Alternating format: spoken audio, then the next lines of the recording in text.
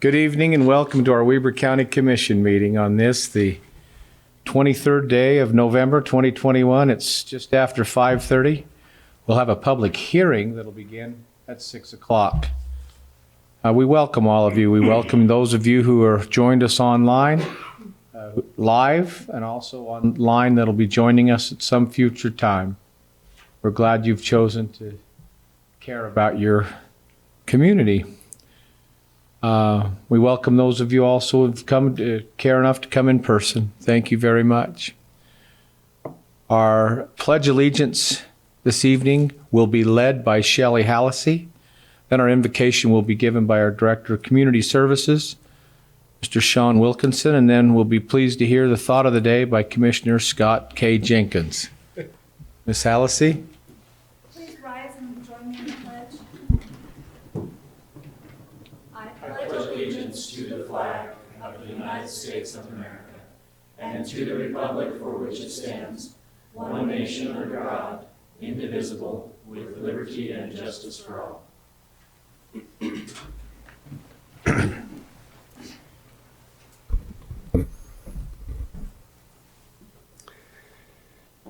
Our Father in heaven, we are grateful to be able to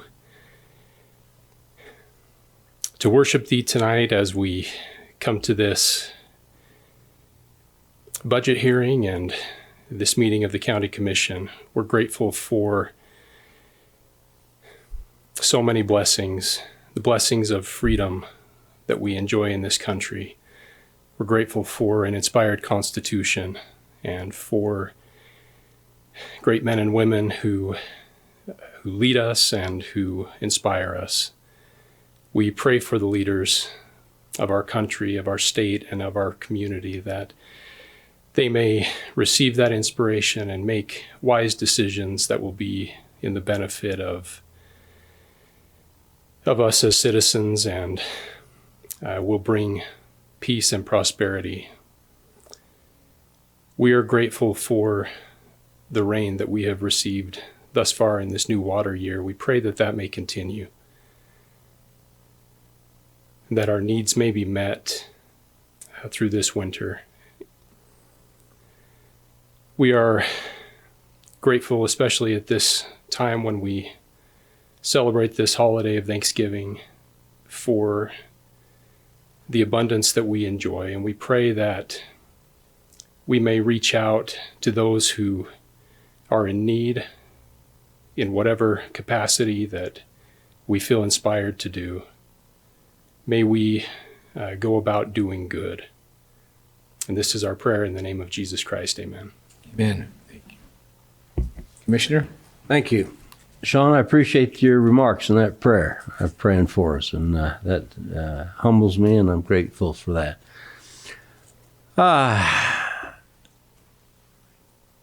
Thanksgiving, we're that time of the year, and so it's good to have everybody here, and it's good to think of our things that we're thankful for right now and the things that are good in our lives. But the one thing that I think we need to make sure that we're thankful for tonight, especially in the midst of a tax increase, is representation. You know, representation's really, really important in our government. I think it's important that we, as the leaders you've elected, listen to what you're going to tell us tonight. We're going to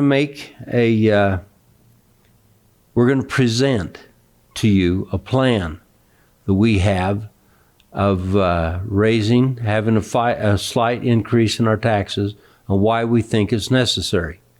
And you will get an opportunity to feed back to us your feeling on that. It was important when I ran for office, and I know Commissioner Ford did too, because we happen to be campaigning close to each other.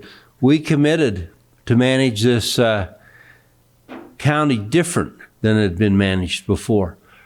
Before, they had a 26% increase in taxes.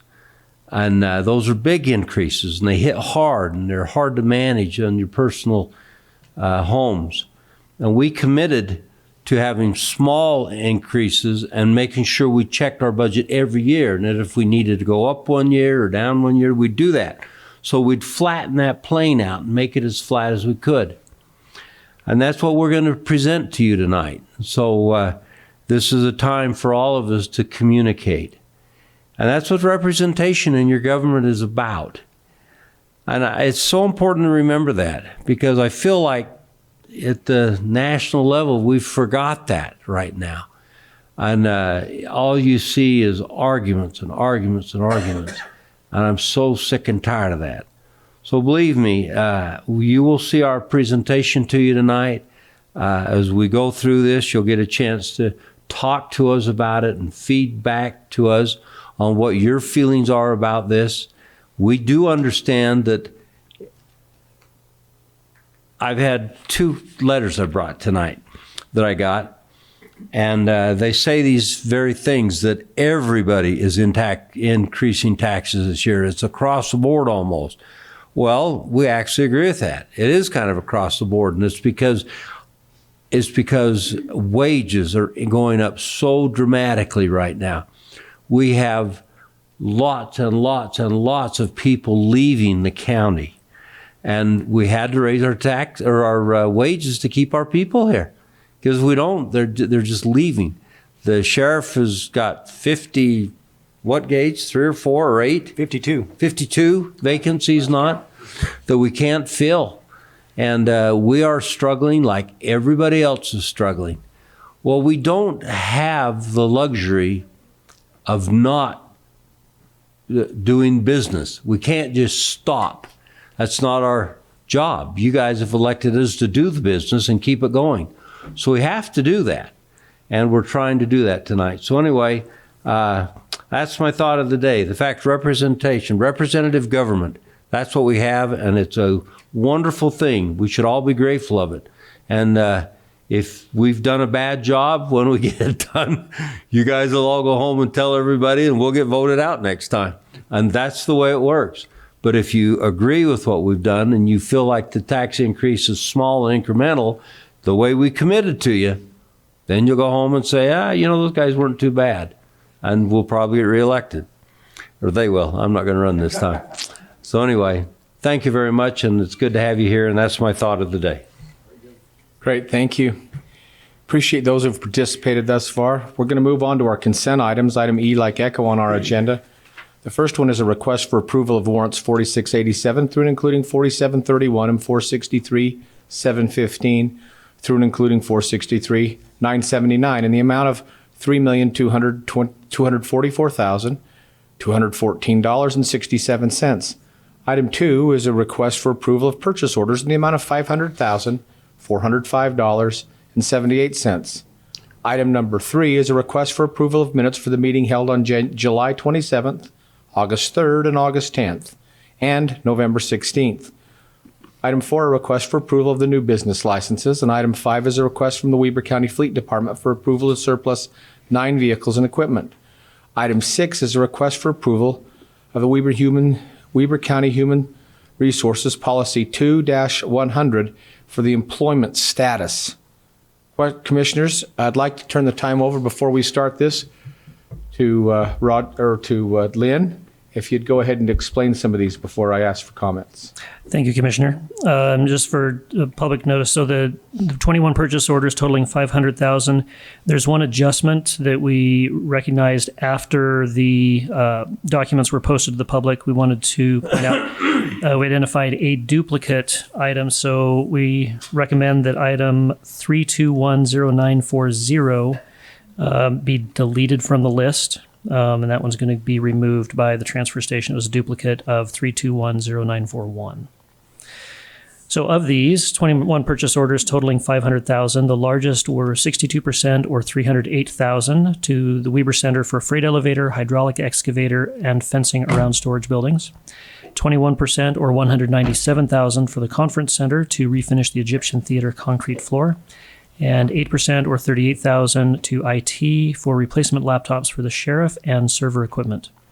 Of the 308 checks totaling $3.2 million, the largest of these, 16% or $514,000 was for road construction on 450 East and North Ogden, and that is paid for with the 1% transportation tax dollars, 15% or $482,000 to the transfer station for disposal fees, 13% or $435,000 to the jail for nursing services, food, counseling, and utilities, and 12% or $386,000 to the sheriff for warehouse construction, and everything else was less than 10%. Thank you very much, Lynn. Appreciate that. Commissioners, are there any questions regarding any of our consent items? Other than you heard the duplicate, which I'll just repeat, 3210490. Very good. Correction, That'll be 940. a strike through that. I did have a couple questions, but Go I ahead, called Scott Commissioner. Park and talked to him, and so I'm okay. Okay, great. Very good. Then I'll entertain a motion for approval. I'd make that motion to approve. Item E, consent items 1 through 6. We have a motion to approve item E like E echo through and including 6. Second. And there's a second. I'll place that motion for vote. All in favor? Aye. Aye. Motion carries. Thank you.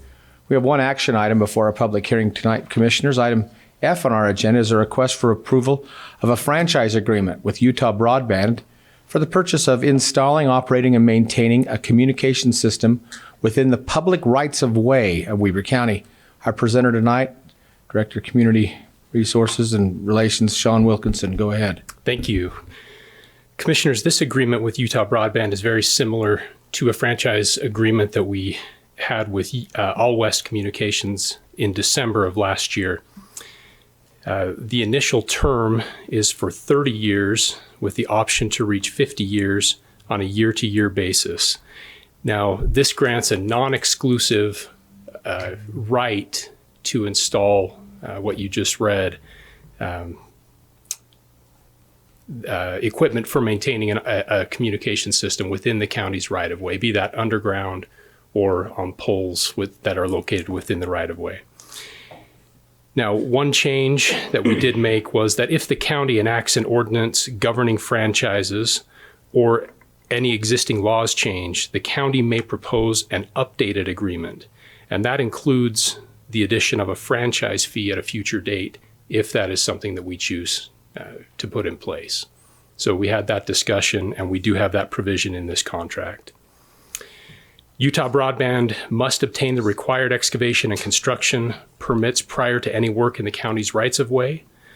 Utah Broadband will provide as-built plans of all its facilities to Weber County. And if the need arises for Utah Broadband to relocate its facilities, will do so at its own expense if the county conducts work within the right-of-way. Utah Broadband will also indemnify the county for any damage, injury, etc. that may occur under this franchise agreement, and will maintain appropriate insurance coverage. And upon expiration of termination of the franchise, or termination of the franchise, Utah Broadband will either remove its facilities or transfer ownership to Weber County. And that is the summary of what this agreement entails. Very good. Thank you, Mr. Wilkinson. Questions, Commissioners, for Mr. Wilkinson regarding this action item? Comment, if I might. Please. Mr. Chair. No questions, but I think it's important that we make sure that the public understands a couple of words that Mr. Wilkinson said. The first was, this is non-exclusive. So that means that this is not dedicated just to this one company. In fact, we've done this before with other companies, and I'm assuming we'd continue to do that at some stage. The other part that I think is important is that there's no franchise fee associated with this. If anybody has looked at their utility bills lately, primarily gas and electricity, most of the cities in the state of Utah, and especially and even in Weber County, impose a franchise fee on those bills. We have elected not to put franchise fees on our utilities in the benefit of our citizens. So that, and I understand, I think that fee is somewhere around 6%. Do you know, Mr. Wilkinson? I don't. It varies based on the statute. Yeah. And Mr. Erickson or perhaps I think Mr. it's Park up might. to 6%. Up to 6%. Yeah, correct. That's It correct. can vary up to But that. anyway, I think the important part there is that to this date, we haven't put any franchise fees into effect in any of our contracts. Very good. Any questions for you, Commissioner? No, when I was the mayor of Plain City, we started a fire department, and that's how we funded it, was through the franchise tax. And Yep. yeah, so we did a lot of work on that, and the statute then set up to 6%. Yeah, I think that's And correct. we went the total way. So anyway, Very good. Well, with this then, I'll entertain a motion on this action item. Mr. Chair, I'd move to approve the franchise agreement with Utah Broadband for the purpose of installing, operating, and maintaining a communication system within the public right-of-ways of Weber County. I'll second that. We have a motion and a second. I'll place that motion for vote. All in favor? Aye. Aye. Aye, motion carries. Thank you. Thank you. Commissioners, inasmuch as we've got about 10, 12 minutes before our public hearing, which was advertised, I'd like to keep true to that time. I'd love to accelerate it, but I want to give others an opportunity to be here and respect their time in case they're running a little late. So we'll begin at 6 o'clock. I'd entertain a motion to recess for 10 or 12 minutes. So moved. Second. Motion is second. All in favor? Aye. We're recessed for a minute. Mr. Brandt, I'll sign those documents. Recording in progress. Commissioners, we'll end our time to recess here and begin our continue with our public hearing. Before I get there to our public hearing, I want to just, for those of you who joined us, we had a commission meeting tonight that began at 5:30. We've conducted all the county business except for the public hearing on the item that will be heard, which was regarding the proposed tax increase. I'll tell you that in advance of that, I appreciate there's many who have spent a lot of time and energy getting ready for this evening to inform you, to teach. And we appreciate them in advance of what you'll hear tonight. I appreciate the thoughts that Commissioner Jenkins talked about tonight, and the legal, Mike, you from our public safety. Thank you so much for your help there with the Sheriff's Department. Appreciate that. According to State Statute 59-2-219, subsection 8B, we'll only be hearing items pertaining to the tax increase. If there are other items, we're happy to make appointments with you or hear those at another time. But according to that, the public hearing is designed and specifically around comments pertaining to this. So we ask that you keep those pointed to that topic, please. With that, Commissioners, and another thing too, if you have some questions regarding this, we won't stop and have dialogue back and forth. Those who wish to comment later on will have 3 minutes to do so. I will ask that you respect others by having, there's a clock there to help you, but so that others may have the opportunity to speak as well. We'll happy to hear those who wish to comment tonight. So please limit your thoughts to 3 minutes or less if you do address us. With that, I'll request a motion, Commissioners, to adjourn our meeting and convene a public hearing. Second. Have a motion and a second. All in favor? Aye. Aye. We're now in a public hearing. Our item number 2 on our public hearing is to take input on the Weber County 2022 tentative operating and capital budgets and proposed tax increase. This tax increase, as you know, was 4.5%, and our comptroller for Weber County, Mr. Scott Park, will make that presentation. We've also got our screens should be arranged so that those of you in the audience, those of you who have joined us on Zoom, will also be able to hear and see this presentation as well, to make it so that it's just as easy for everyone. Mr. Park, you especially, you've put a lot of time and energy on this. I'm really happy about the financial condition that the county's in. Show them what we've done and where we are, will you please? I will do so, sir. Thank you. Thank you. Are we oh, there it is. Okay. All right. So just as a reminder, Commissioners, of our budget process, this started back in August when we started gathering data from the various departments about what they needed for this coming year. We held individual budget sessions with each department head, and then we had several meetings with the commissioners and the staff of the clerk auditors to kind of hammer out and shape the details of the budget proposal. So I know you guys are all very familiar with this. And so I just wanted to go through a couple of things really quick to help people understand what we're talking about when we talk about a tax increase of 4.5% and what we're not talking about.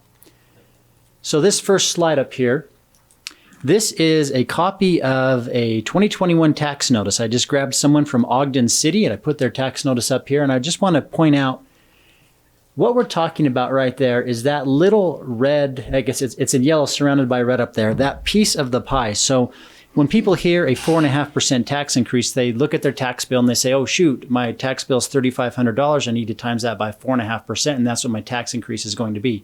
And that's not what's happening here. So Weber County collects taxes on behalf of all the different taxing entities in the county. So for the school districts, for the cities, for the mosquito abatement districts, for all of that. And so what we're talking about when we're talking about increasing taxes is we're talking about the portion that Weber County Corporation collects and keeps to run Weber County. So in this instance right here, you'll see that 18% of the total tax bill of this one parcel goes to Weber County. So it's a 4.5% tax increase being proposed on that piece of the pie, not on your total county bill. So with that understanding, I want to go into Weber County Corporation and how Weber County government is funded. So Weber County is a $235 million entity. So we're going to collect about $235 million next year. And as you look at that, you see the biggest amount comes in from sales tax. That's 39%. Property tax makes up about 29%. And then charges for services, those are fees we actually charge users when they come in and need services. A lot of this money, though, is not available for your discretionary spending. In fact, the majority of it is not. A lot of this money is restricted by state statute, so it can only be used in certain ways. So when I flip over here now to the expenditure slide, I want you to look and see that 30% of the county government spending goes to streets. Commissioners, you don't have control really over that. A lot of that money comes in and it goes straight to UDOT, it goes straight to UTA. In fact, 2/3 of the streets and public improvement expenditures are pass-throughs to other entities. But they are taxed under Weber County's taxing authority, and that's why we report them as revenues and expenditures on our books. But we don't have any control over them. We can't use them for anything else.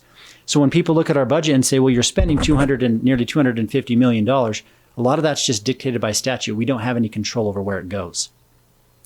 So what we do have control over is the general fund. And so what I have up here now is a slide showing the general fund revenues for this coming year. So we anticipate collecting about $88 million, of which 45% or nearly half of that is coming from property taxes. About 21% comes from sales taxes, and charges for services 29%. This is where you commissioners have the greatest control. Most of the special revenue funds are stripped out of this number, so this is what you have discretion on. So I just want to show you what our initial plan is for this budget cycle. So we're planning on spending $93 million in the budget. And this first slide shows how we're spending it by function. So you'll see public safety gets the majority of all the dollars that are spent in the county. General government makes up 33%, public health about 3%, and this other category, which is everything else, is about 13%. But to give you an idea of what that looks like in terms of how we're actually spending the money, employees make up 61%. Employee compensation, that's more than half of what we spend our money on. 24% is on operating expenditures. That's postage, that's supplies and things of that nature, contracted services. 3% goes to equipment, 11% are transfers. We'll talk about that in just a minute. And then 1% is travel and training. So our biggest expense by far is employee compensation. So our tentative budget includes a cost of living adjustment of 3% for the county employees. It also includes a one-time bonus based off of performance evaluations, which would roughly equate to about $1,000 per FTE. So someone may get a little bit more than that if they're doing great, and somebody may get less than that if they're not doing so well on their evaluations.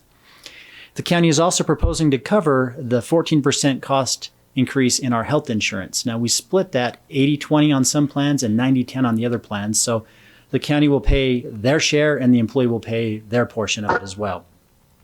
Now, just as a point of information, our Social Security cost of living inflation adjustment for 2021 was 5.9%. That's because inflation is hitting everybody really hard. And so we're trying to keep up. We're trying to keep our positions and our staffs marketable. Speak into the mic a little more. I have trouble hearing you. Sorry, okay. Is that any better? Yes. Please, thank you. Okay. I want to go over our capital projects plan now. These are the transfers that you saw on that previous slide, and we are budgeting $12.9 million to our capital projects for repair and upgrades to county facilities. 1.7 million of that is going to the jail. The biggest portion of that is for the roof that needs to be replaced. That jail's 20 years old now, and we have to do some repairs and maintenance. Culture, Parks, and Recreation, we have a lot of facilities, our Golden Spike Event Center, our ice sheet, our parks. That's 1.2 million. The Ogden Eccles Conference Center is in need of a renovation, and we've put 5.8 million in there to renovate that Ogden Eccles Conference Center. We have 2 million allocated to flood control and stormwater projects. We'll talk about that a little bit later tonight. And then we have some other infrastructure equipments, which is basically just everything else lumped together. That's about 2.2 million. We are planning to save $1.7 million and put it into a repair and replacement fund, and that is to help fund the maintenance of our buildings in future years. So we weren't able to do that previously, but we're in a good, strong financial position now that we're able to set aside some money for these big repairs that are coming up. Mr. Park, before you continue, would you make a point? One of the things that was quite impactful for me is that learning the difference between one-time funds and ongoing funds. Capital projects are usually one-time funds. If you'd just, why we can't take that increase out of one-time funds. Can you explain that? Yeah. Or as the flow of your presentation. I don't mean to interrupt, Jim, sorry. No, that's good. It's a good thing to talk about. So we have two types of money. We have ongoing money and we have one-time money. So for example, let's say I have a position and the employee resigns and it takes me 3 months to fill that position. Well, during those 3 months, I wasn't paying that employee. So I have 3 months worth of salary savings, but that's one-time money. It doesn't continue on after we hire that new employee. So I have a bucket of one-time money and I put aside and I use that to fund one-time expenditure. So renovating the Ogden Eccles Conference Center, that's a one-time expenditure. It's not an ongoing expense that happens year after year.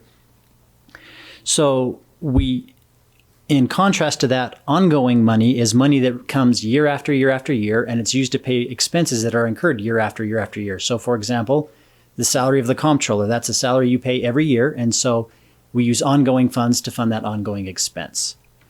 So you're going to see, commissioners, as we talk about this, some fund balances that the general fund in the various counties have, and I'll just jump right into that. So here's our 5-year fund balance forecast for the general fund. The general fund is in the best shape it's been ever since I've been here. It's in a really good position. And because of that, we were able to pay down debt. We were able to save for future infrastructure projects. We're able to use this money to renovate our Ogden Eccles Conference Center without having to go out and borrow money. And that puts us in a really good position going forward. Now, we do have some big capital projects that we need to take care of. We're required and obligated to do something with our parking structure out in the back. We have a few years to take care of that. We have aging facilities that need repair and replacement. So we're setting aside this money with purposes in mind. We're not just collecting it just to hold it, but it's all one-time money. So when we go in to look at the library, I want to show you the library fund balance now. Now there's a big drop you see in 2020. That was intentional. We paid down some debt early in order to save the interest payments on that. And we also set aside some money in a capital projects account that's restricted for the library improvements. But what we want to show here is we need ongoing money to cover ongoing expenses.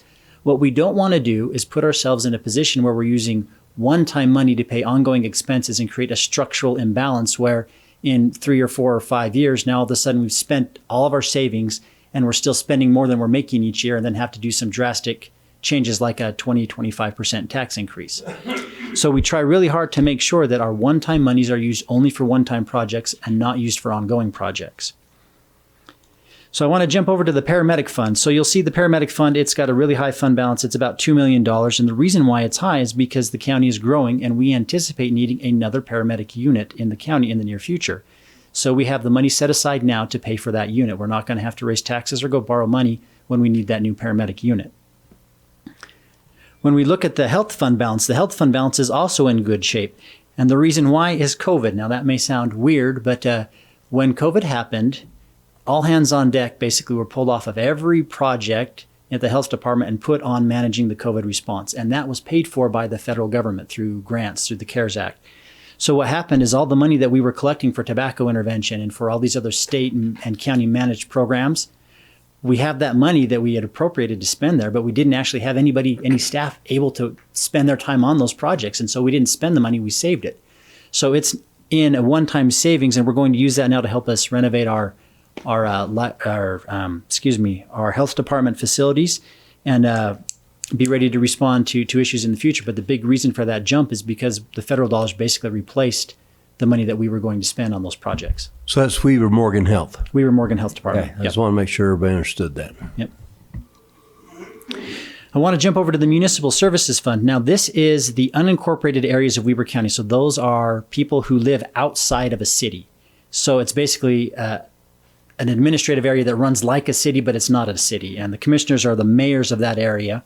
And as you can look at that, over the next 5 years, our Municipal Services Fund has stabilized out. Now, we did send out in August of this year a notice, and people got it with their tax bill, saying that there was a proposed increase of 46% in the Municipal Services Fund. Now, the reason why we did that is because we have to send out this notice to the printer in August. So by August 15th, we have to have all of our data to the printer. By then, we hadn't gone through our budget cycles. We didn't have our final updated sales tax numbers. And so when all that information finally came through, we looked at it and said, we don't need a tax increase in the unincorporated area at this time. So we've pulled that off the table. We're not going to raise taxes on the unincorporated area. So anybody who's here to comment on the 46% tax increase on the Municipal Services Fund area, we're not doing that anymore. What we are proposing is a 4.5% increase county-wide on property tax. So for a home that's valued at $366,000, that's just under $20 a year. Or for a business of that same value, it's about $35.60. And how we plan to use that is $1 million being allocated to flood control and $1.1 million being allocated to the library system. Now, Commissioners, you asked me that question earlier about ongoing funds versus one-time funds, and why can't we just pull this money from some of our other fund balances?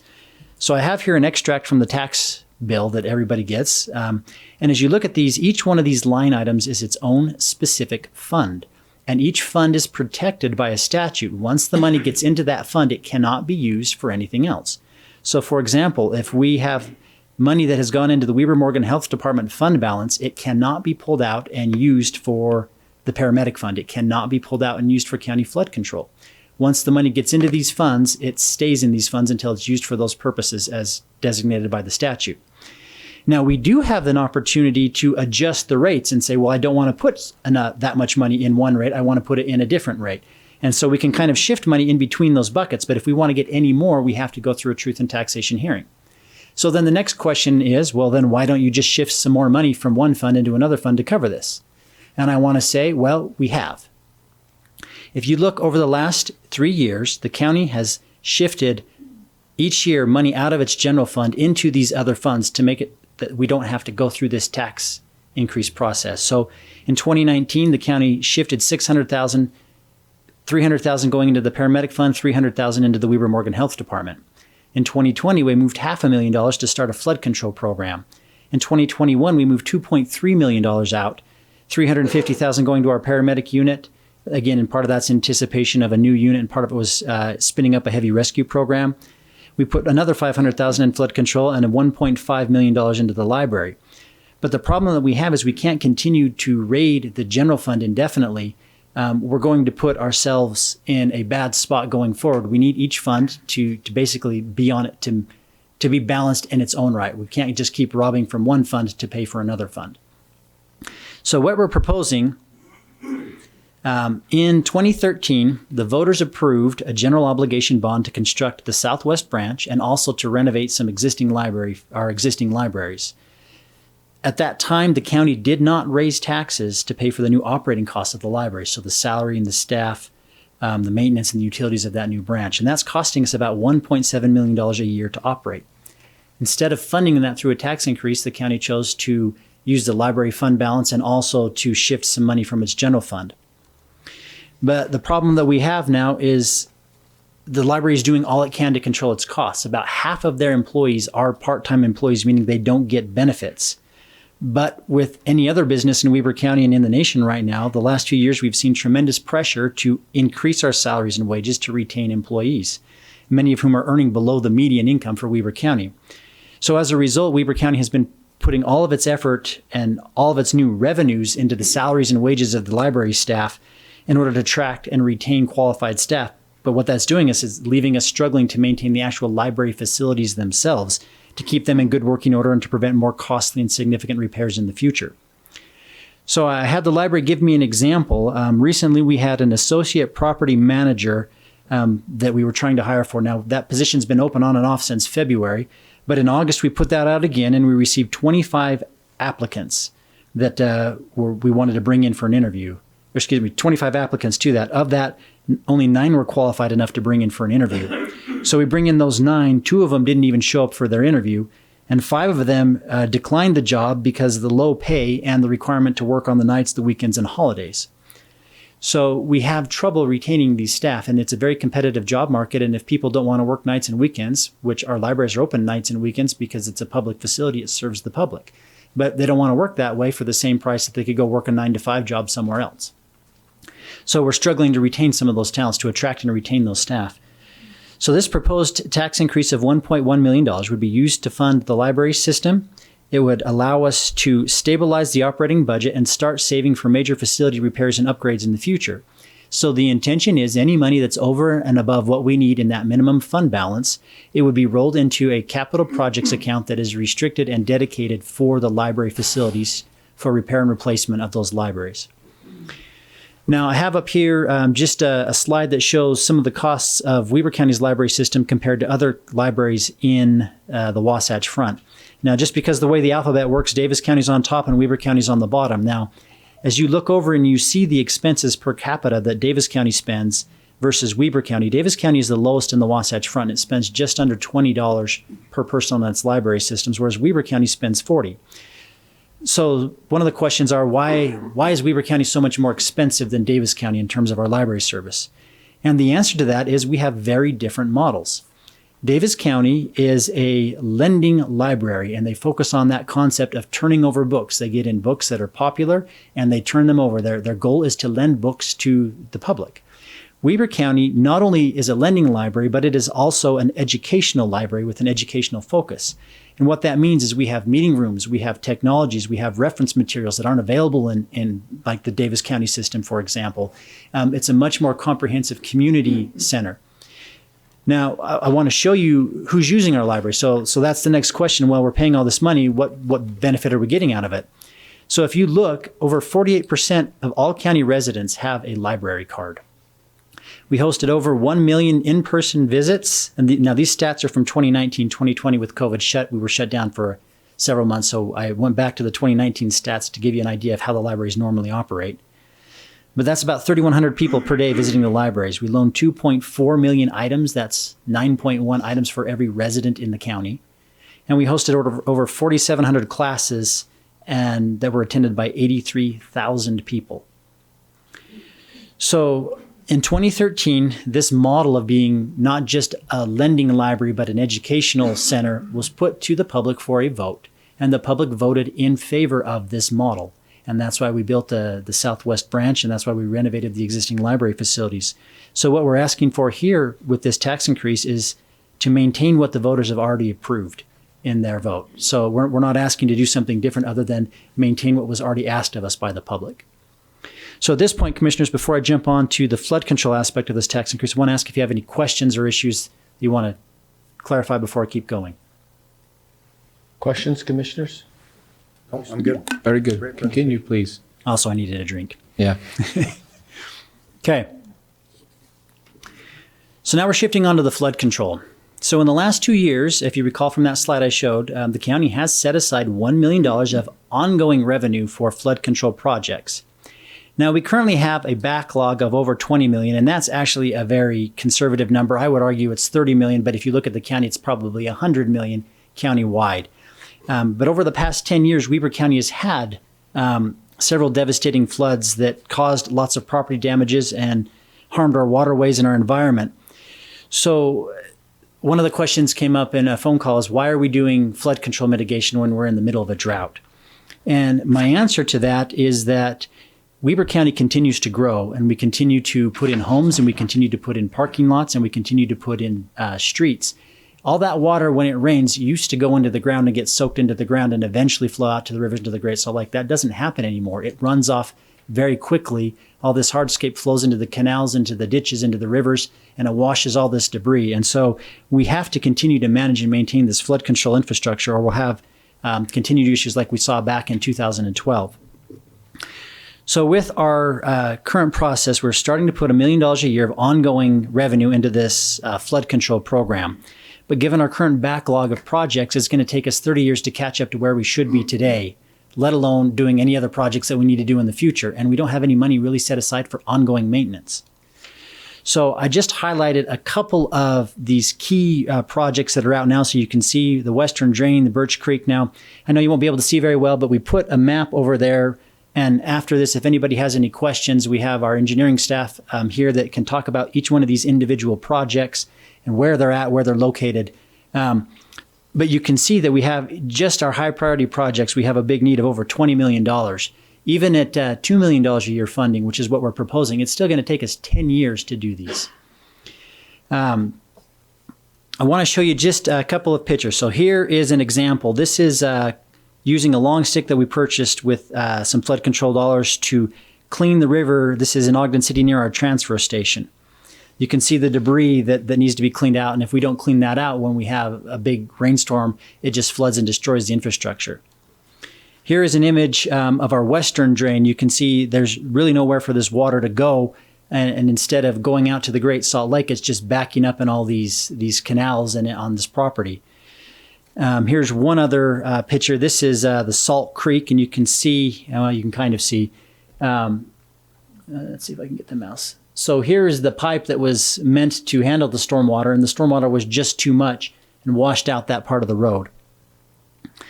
So instead of hoping that we don't have another flood like we did in 2012 and that we don't overwhelm our infrastructure, we're proposing to add another $1 million to our flood control fund each year so we can be proactive in addressing these flood control needs now.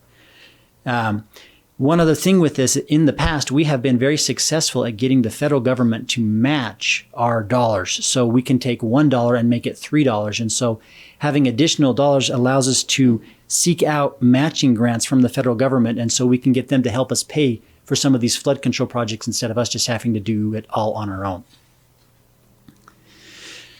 So commissioners, this is a high-level overview of the budget. We'll take the opportunity now to hear the public give some feedback. After we hear what they've said and you guys have had a chance to consider that, we'll meet together again and we'll go over this. And then we intend to pass the final budget and take action on the tax increase on December 14th. So with that, if you have any questions, I'm happy to answer those. And if anybody in the public has specific questions, I'll just leave my contact information up on the screen so that you can see it. We've fielded more than 2 or 3 dozen phone calls in our office, and we're happy to talk to anybody who has any specific questions. Thank you. Commissioners, any questions for Mr. Park? Please. So the study that Scott was talking about on storm drain mitigation is a stormwater master plan study that was done in 2015. The estimated cost in 2015 was $30 million.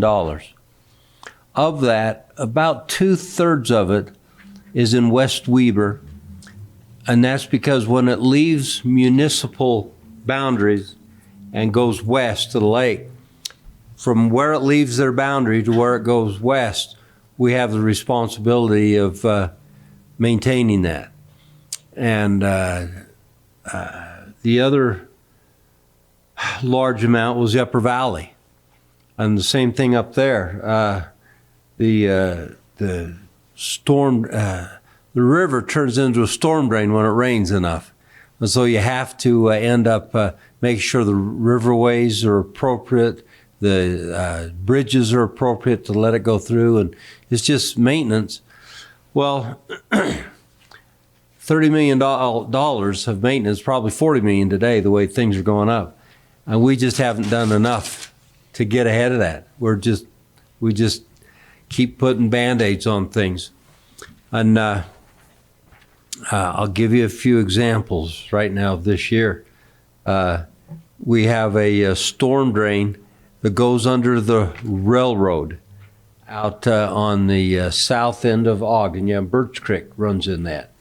Well, we talk to the railroad about it, and they say, well, we don't have any problem with that. And it's like, well, you don't. But it is rotting out. It's galvanized. And that's their problem. But when that gets overflowing, it backs up, and then it goes over into the mall, and it goes over into all the stores that are down there. It goes behind the In-N-Out Burger, the new one that's there.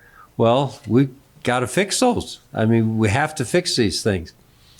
The maintenance they do out west takes a special track hoe. It's a long stick, they call it, and it has about a 65 or 70 foot reach. It really gets out there.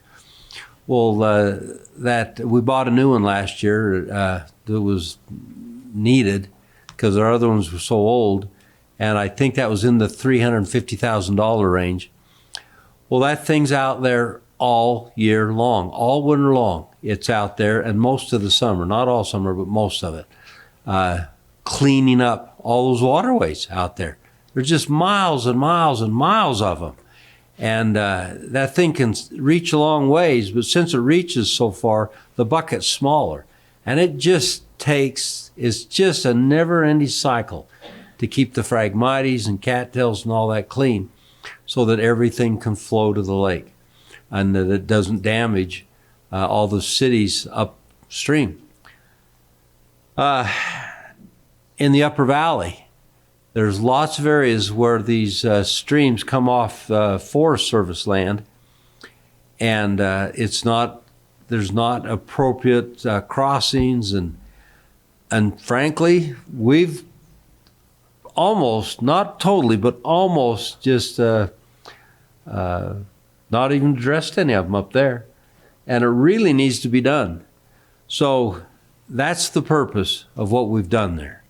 We're trying to build a fund enough that we can get out and start addressing all the things in this study that told us that we should be addressing, and get ahead of it so that when the rains do come and the snow melts and we have these heavy flows, because it'll come again, that we don't have the problems that we've had in the past. All right, there you go. Very good. Commissioner Farrar? Thank you, Mr. Chair. I think it's worthy of comment. Mr. Park brought up debt for the county, and would you, and we've had this discussion before, but I think this is a good venue to explain to the public the debt we've actually reduced, paid off, refinanced, and the amount of savings that we were able to accomplish in the public's interest over the last 2 to 3 years. We were able to refinance or refund just about every bond that we had. We had one special assessment bond that's paid by a third party that we didn't change, but every bond that Weber County pays, we refinanced. So we were able to pay off several sales tax bonds, just pay them off outright, and then refinance the rest of the debt and the GO debt with a much lower interest rate. And we're saving on average about $2 million in debt service payments a year. And the reason we were able to do that is we were able to take our one-time funds and use it for these one-time expenditures to pay down debt. And that's the benefit of being in this strong financial position where we manage our ongoing and our one-time funds and match them up with the appropriate expenditures, that we have money that we can do this for. We're not trying to use all that one-time money to fund ongoing needs. We actually could take some time, be forward-looking, be proactive, take advantage of this low interest rate market and pay off and refinance our debt. Exactly. So probably no different than a lot of families and companies have in this county, which is let's increase our savings, decrease our debt, gives us more spendable income, and gives us the ability to maintain our existing infrastructure, that whether that be homes, apartments, et cetera. And I think that's exactly, you brought up the one-time money being used for repair and replacement. In the past life, I was able to oversee the buildings in the state of Utah and understood very clearly that it's a lot more expensive to build new than it is to maintain what we have. So I think this commission has taken the position that let's maintain these buildings.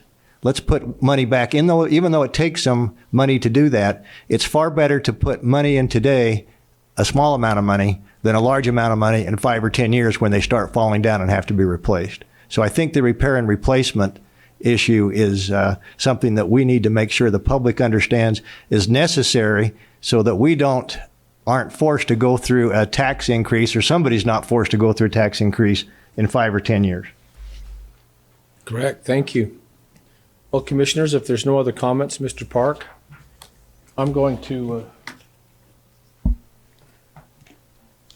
move on in our agenda.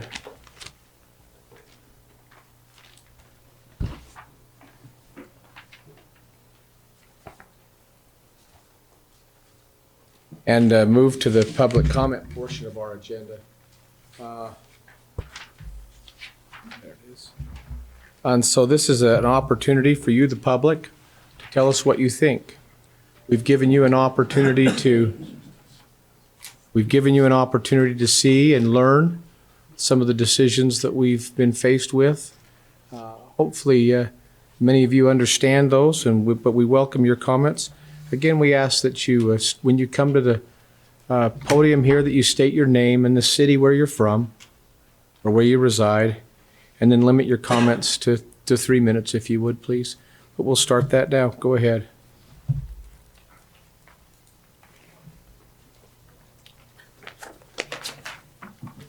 My name is Jim Bird. I'm from Huntsville. And as Mr. Park said, this is about approximately $20 increase in my yearly taxes. Although only a portion of this $20 goes to the library, if you monetize what a person and our community receives from the library, $20 is a deal. I just spent over $20 on one movie on Saturday. This year, I've used my library to check out videos and books for my grandchildren. I obtained 3 different simple science projects to do with my grandchildren. These were complete with all the necessary materials. I held a meeting for a homeowners association with a Zoom link, and my last book I checked out was Violins for Dummies. It was a great resource, but I didn't want to buy it. If I were to buy all of these items, it'd cost me hundreds of dollars. Okay, I have 3 reasons why I support this tax hike. The first, our libraries offer free educational resources to everyone. Our county libraries play an essential role in providing safe, accessible, and free educational resource centers for every member in Weber County.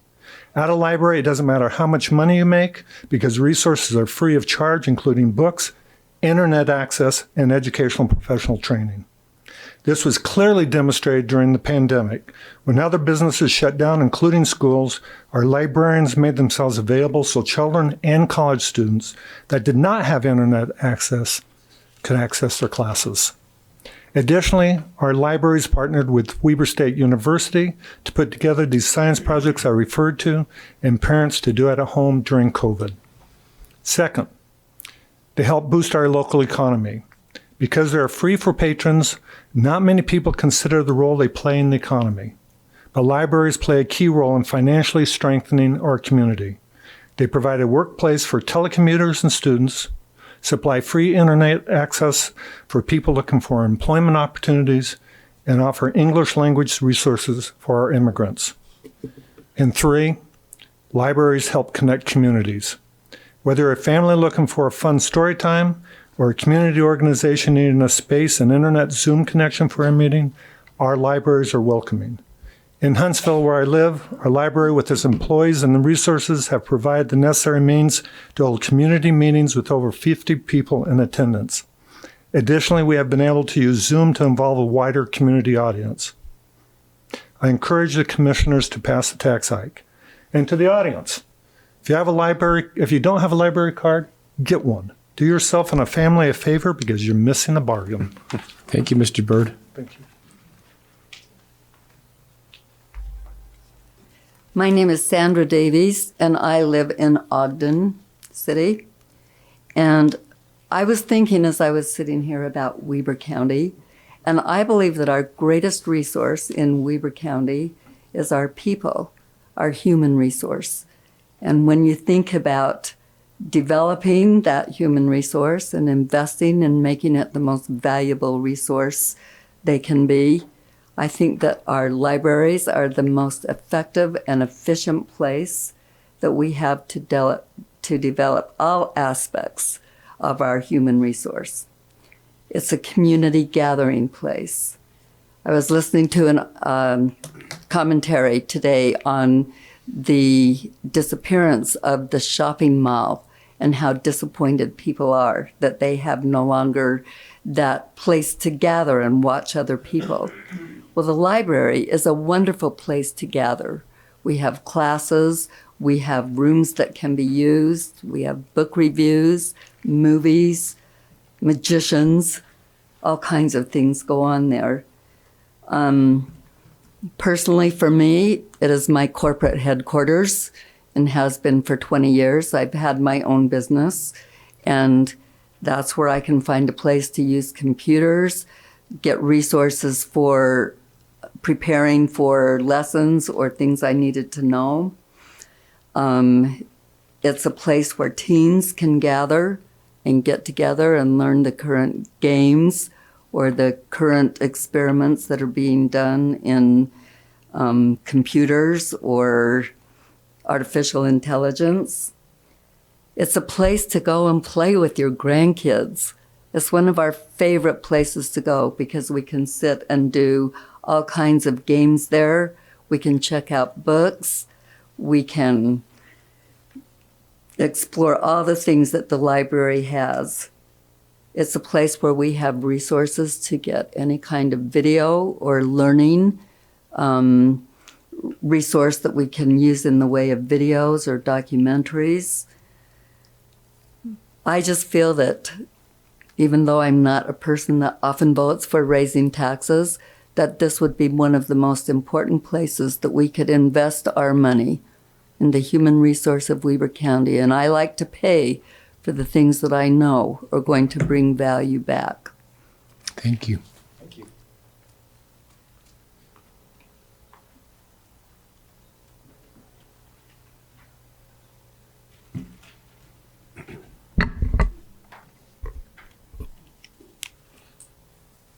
Hi, my name is Shelby Joy. I'm from North Ogden and I go to Orion Junior High. I'm here to talk to you today on the importance or even necessity of libraries. But first, I want you to take a moment to picture in your mind what you see when I say library. You probably picture a bunch of shelves full of books, a circulation desk, and maybe a few computers or a cafe. When I picture a library, I picture those things and so much more. I see a space where you can laser engrave things. I see tons of programs for both kids and adults. I see people having access to free internet for those who don't have them and have it in their homes. There is that and a whole lot more. It is kind of hard to picture if you haven't seen it for yourself, so I'll explain some of the things to you. Several months ago, I got the chance to tour the makerspace at the Ogden and Marion branch of the Weber County Library. I was in awe the entire time. I love to create, and to me this place was heaven. They had an embroidery machine and a laser engraver. They even had a button maker. Recently, my mom and dad went there to laser engrave Christmas gifts. I love it there, and I can't wait to continue to go back. As I mentioned before, there is also free internet, computers, and printers for anyone who needs them. In Utah, according to broadbandnow.com, 3.9% of Utahns don't have internet. That may not seem like a lot, but in this day and age, the internet is essential. The internet is important to contact people, for work, and for everyday life. Imagine not having those things. I know that quite a few times my parents needed to use the things like printers and fax machines. But don't just take my word for it. Go explore the library for yourself. Just spending a few minutes there can show you many things that you didn't know the library had. The proposed tax increase would be about $20 per year for the average home in Weber County. To put that in perspective, that would buy you 4 pot and ready pizzas at Little Caesars, Or it would be the amount of overdue book fines my dad accumulates in a year. After all of the reasons I have listed, I hope you can see how important libraries are. They have countless resources for anybody who needs them. Libraries are needed in our community and society, and there is a chance to improve our library system. Don't let that chance slip by. I would like to end this speech with a quote I have always enjoyed from J.K. Rowling's Harry Potter series. When in doubt, go to the library. Thank you. Thank you. I'll do that too. You know, Shelby, it takes a lot of courage to get up and do what you've done, even as an adult. But for you in junior high school, thank you so much for participating today. Now, not all of you are going to get an accolade like that, but if you will if you're in junior high school. And so go ahead, please, sir. Go ahead. My name's Dale Parkinson. I live in Ogden City.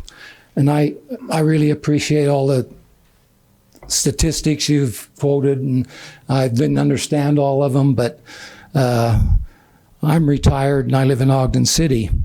And when I retired, I used some of my severance pay to pay off my mortgage. Now, here I am because of Ogden City that's doubled my taxes over the last 5 years, finding myself having to come up with more money to pay my taxes than when I was paying for my house.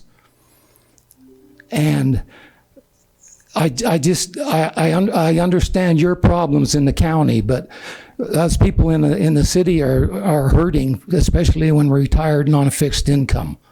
And I hope you can appreciate that any tax increase really affects us. So I hope you take that into consideration. Thank you, Mr. Parkinson. Hi, my name is Ben Garrett. I'm a resident of Ogden City. When the gentleman who introduced this topic said that you all have very little discretion over where my tax money goes, I felt a little bit of hope in my heart because I do not trust your discretion with where my tax money goes whatsoever. You've given me very little reason to. You call $93 million a small amount, and that is laughable on its face. Frankly, the dollar amount, though, does not matter. It's the principle that does. This taxation is theft, and I think that we all truly know it. 4.5% now, with another 4.5% in the years to come, perhaps another 4.5% in the years to come after that, with inflation will make the dollar amount seem dramatically much more, because in reality, it is. You admit that inflation is hurting people right now. That's an excellent observation. Now do the right thing and stop punishing the taxpayer for that inflation. If you cannot fund building maintenance, sell some buildings. Work remote. Most of us have done that over the past 2.5 years. Perhaps it's time that the city had a turn. In the trends and research sheet, it's noted that, quote, library capital improvements cause patrons to use the library more. Second, library capital investments cause students to perform better on standardized tests. In particular, we observe persistent improvement in reading test scores in the years after library spending. First of all, I'd like to note that correlation does not equal causation, and there is a blatant lack of source for that claim. Additionally, you've described a shifting goalpost scenario. What happens if the improvement bill does go through and the taxes are raised? In 5 years, when those improved test scores start declining again, what is your answer going to be? Probably more capital investment. That is not the answer. Additionally, the example you provided for difficulty in retaining and gaining new staff is irrelevant. You described 7 of the 9 interviewed candidates either did not show or did not want the job post-interview. If I'm not mistaken, that makes the hiring manager's job much easier. You're looking for 1 employee, not 9. Your job is not to make the job more attractive to people who do not actually want to do the work. Now, I must say, I'm not against libraries at all. So bravo to you for completely shifting the narrative. You've successfully caused most of us to potentially believe that if this tax hike does not happen, suddenly the libraries will disappear. That is not so. They will still exist. This is about the principle of not allowing the county to take more of our money whenever they so choose. Let us make sure we, the audience, recognize the real issue here. Thank you. Thank you, Mr. Garrett.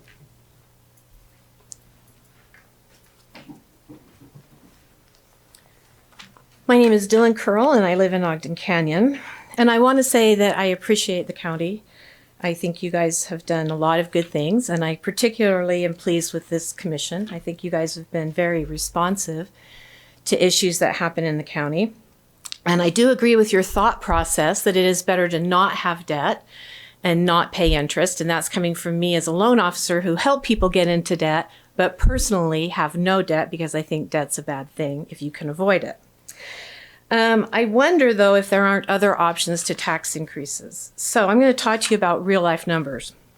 I own several properties in Weber County, and I can tell you that on property number 1, in 2017, my true tax amount increased 13.2%.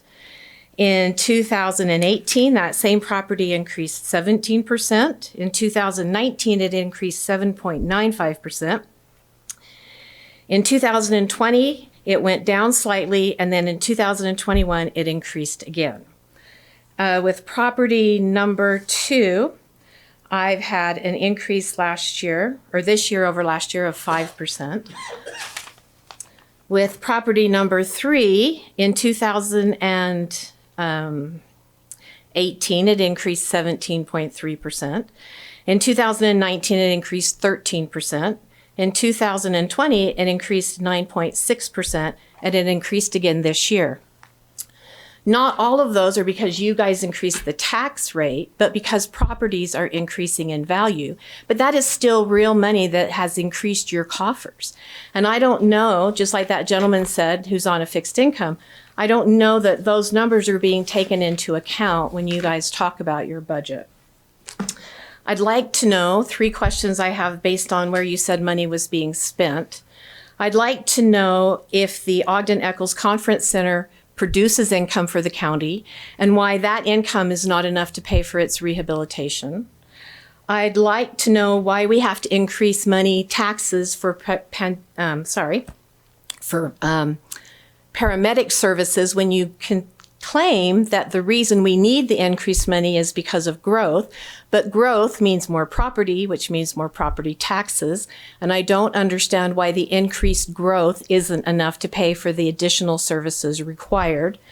And then I'm wondering if you guys have ever looked at alternative avenues to handle flood control. For example, you mentioned hardscape, that the increase in buildings and parking lots reduces the amount of water that can go back into the ground. I've seen a lot of parking lots around Weber County that are not even 25% full. I've felt for years that the county requirements for parking lots far exceed the need, and reducing parking lot sizes would actually reduce the amount of hardscape and therefore allow more of the water to go into the ground and reduce the risks of flooding. Thank you.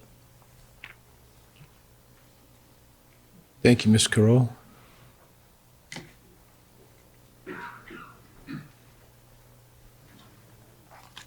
Hello, my name is David Joy, and I live in North Ogden. I also teach science at Walquist Junior High in Far West. I'd like to first take a moment to thank you all for allowing me some time to voice my support for raising the property taxes as proposed with its proactive approach to addressing future threat of flooding in our county, and especially to provide the necessary financial support our amazing library system needs in order to continue to provide their invaluable services to our community. I have lived in this community most of my life. I got my first Weber County library card as part of a Cub Scout requirement at age 8, and I have always made sure to have one in my wallet ever since. I have devoted my life to knowledge and education. My own education, having recently received a PhD from Utah State University, the education of my students, with 12 of my 15 years of teaching being in Weber County, and the education of my 3 daughters. You have just had the privilege of hearing from one of my incredible daughters, Shelby. I am so proud of her and the person she is, and neither of us would be the people we are without the indelible influence of libraries in our lives. Libraries are an amazing way to help people to gain knowledge and become more educated in a way that is more accessible to nearly everyone in our community. Libraries are vital to a healthy community, such as we have here in Weber County. As Carl Sagan, the famous astronomer, author, and library supporter put it, the health of our civilization, the depth of our awareness about the underpinnings of our culture, and our concern for the future can all be tested by how well we support our libraries. We have a chance now to show that support for our libraries. I can understand and appreciate any concerns over an increase in taxes, especially when times are tight as they currently are for so many of our neighbors and friends. And while the tax increase is nominal for many of us, it can be a burden to some. That being said, I think the benefits of a healthy library system ultimately far outweigh the costs. The resources gained are worth it for our county. As Walter Cronkite, the Stellar News reporter, put it, whatever the cost of our libraries, the price is cheap compared to that of an ignorant nation.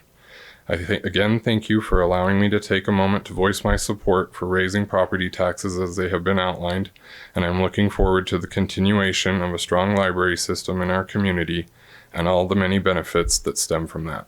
Thank you. Mr. Joy? That'd be Dr. Joy, ma'am. Dr. Joy, congratulations.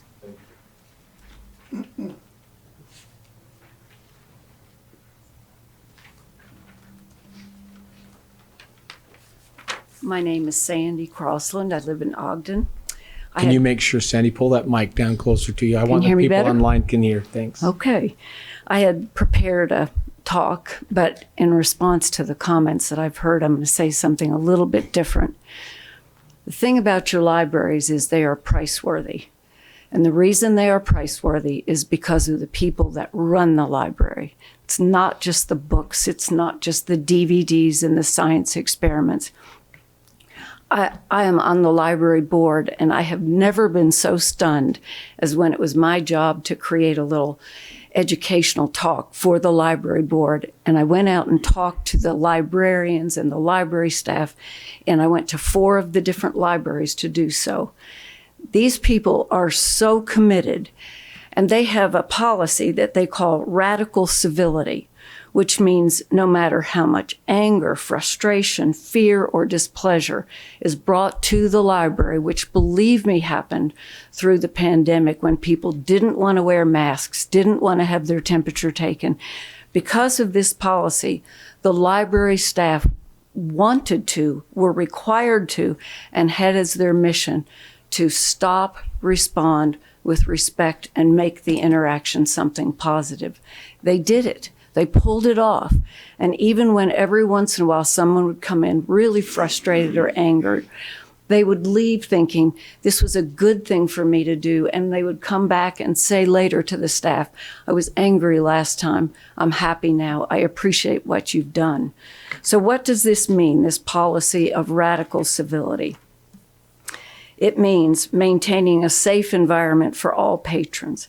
It means never making assumptions based on appearances. It means helping everyone to have their best experience because, as they say, you never know what kind of impact you might have. I would challenge you, all of you, where else in Weber County can you go and meet a collection of people whose career is to treat you with that kind of dignity? I would say to you, if you are hesitant about supporting the commissioners in the vote for this small tax increase, go to the library, take your family to the library, ask for help. And believe me, I really, really think what you will find is your library is your best investment in yourself. Thank you. Thank you, Ms. Crossland.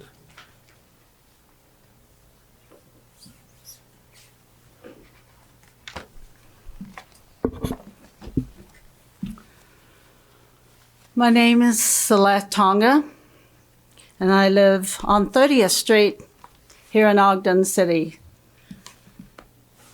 I'm all for libraries, not so much for tax increases. And in reference to the lady that just spoke, I happen to have a daughter who works at the library, and let me tell you, part of her job description and the description of everyone else there is every 15 minutes, as a librarian, they've got to check the bathrooms. If there are feces or anything else in the bathroom, they have to clean it. Do you wonder why you have trouble hanging on to it, onto your workers, and why there's such a high turnover? Every 15 minutes there is, and I'm speaking of the Ogden City Library, there's a sculpture outside. They've got to go check on it. Make sure it's still standing there, I guess. I don't know. But that's important. The building is important. Workers, not so much. I think the real credit goes to the workers that are there, because they really want to work with the people that go into the building to find the resources and the help that they need. But unfortunately, a lot of times, the building seems to be more important than the people. Camaraderie? Doesn't sound like it. And by the way, I hope my daughter doesn't lose her job because of my comments, but I don't believe that they're private or secret, are they? Everyone who works there can attest to that. And you know what? My taxes have increased almost 400% since I moved into my home on 1051 30th Street. That's 400%. And in reference to whoever wrote the article in the newspaper, I'd really like to know where the average house is, what, costs is $366,000, and they only pay like $400 or so, $435.21 per year in property taxes. My home is valued at $225,000, and this year we paid $1,963.45. We're retired too. Ouch. That's a big chunk in our pockets.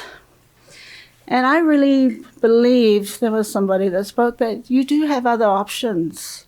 Surely we're not, we're pretty smart people, aren't we? We're frugal. We can, just like us at home, budget and take care of things and use our money more resourcefully and wisely. That's what we do. But unfortunately, your taxes are almost pushing me out of my house. I hope you can find a way to make that happen, to keep the libraries and make that happen so that people, especially retired people and those who don't make so much, will be able to stay where they are and be contributing citizens to the community and to the libraries. Thank you, Ms. Tonga. Thank you.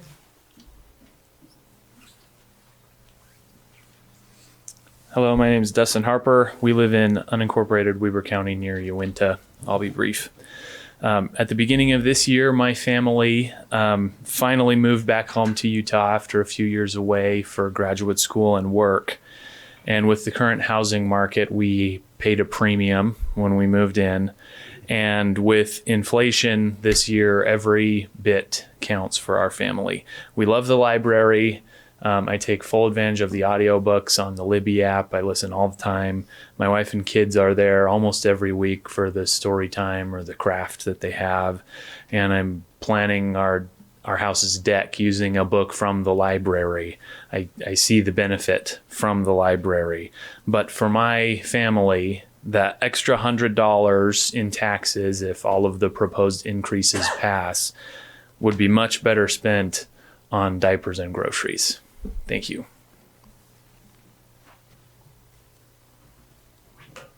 Thank you, Mr. Harper. Rick Curl, I live in Ogden Canyon. So I would like to ask if you guys have considered the fact that you're going to get a huge influx of money just because of the valuations that are coming down the line right now because of the real estate market. Commissioner Farrar and I are both brokers, real estate brokers, and Utah Association of Realtors gave us notice this past year that property valuations are almost, not quite, 20% up in the past year, which when I do the math on a $366,000 house, comes in at way more than $19.68 per house. It comes in, just like exponentially higher than that. You're already going to get that tax increase. Obviously, I'm not against libraries. I think one of the speakers before me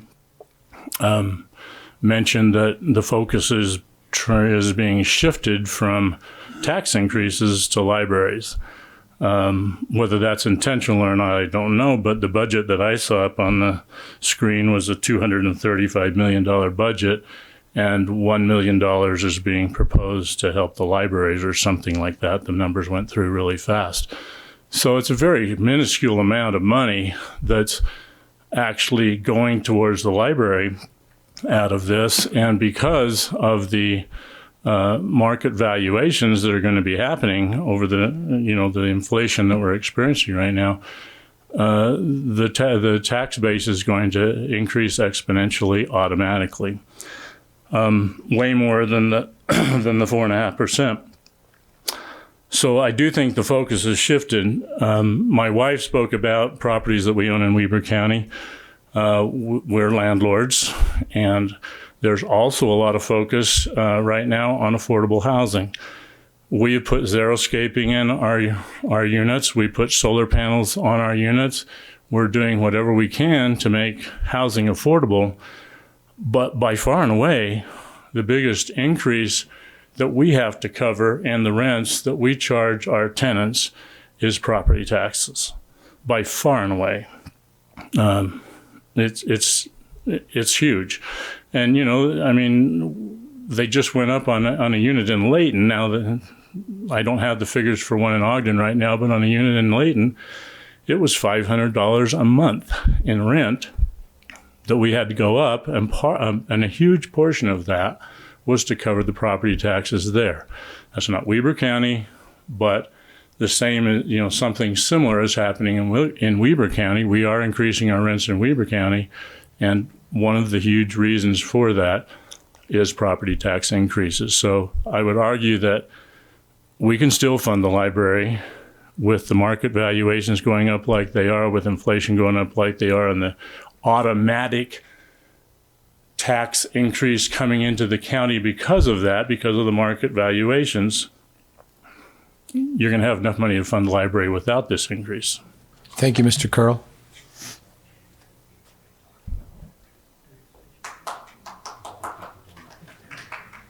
Oh, can you hold, sir, just a minute? We're gonna take just a second. A couple of things we're gonna do here. One is, Mr. Park, there's been some questions as it relates to the assessed values of homes and how that's related to taxes, and that I'm gonna have, that those have been my comments, and then Commissioner Jenkins just said we ought to have Commissioner Farrar, Commissioner Jenkins cover truth in taxation and what that means, just for an understanding. Mr. Curl, I respect all of your comments, but there was an eye-opening experience after being elected as it relates to how taxes are assessed. And I know that our assessor is not here, but Mr. Park, can you cover that? Then Commissioner Jenkins, I'm going to have you go, if he can cover it, that's okay.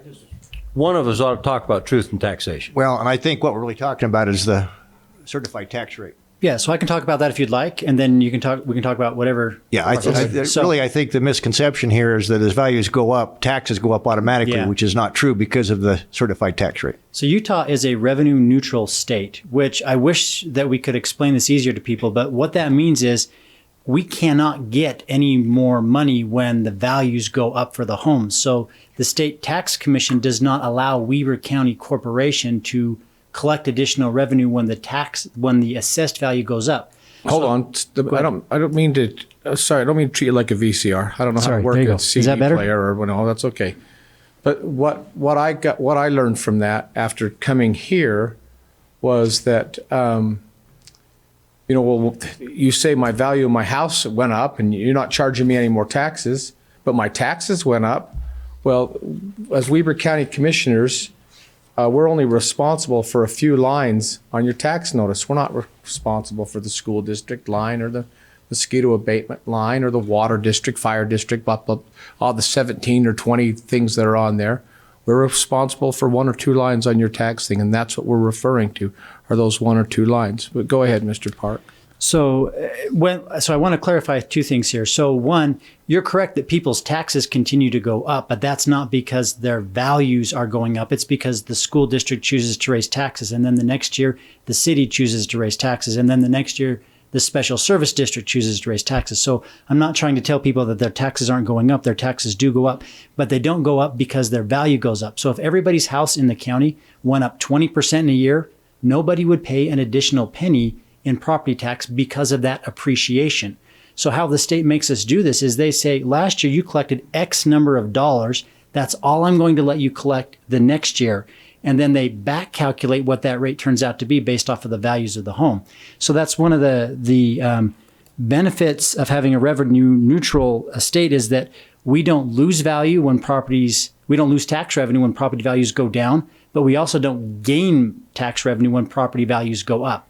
We do gain tax revenue when there's a truth in taxation hearing. And so again, if people will take their tax bill and they'll look at the tax rate from one year for Weber County and they'll look at it for the prior year, they'll notice a big change in the tax rate and the tax dollar amount won't really shift at all.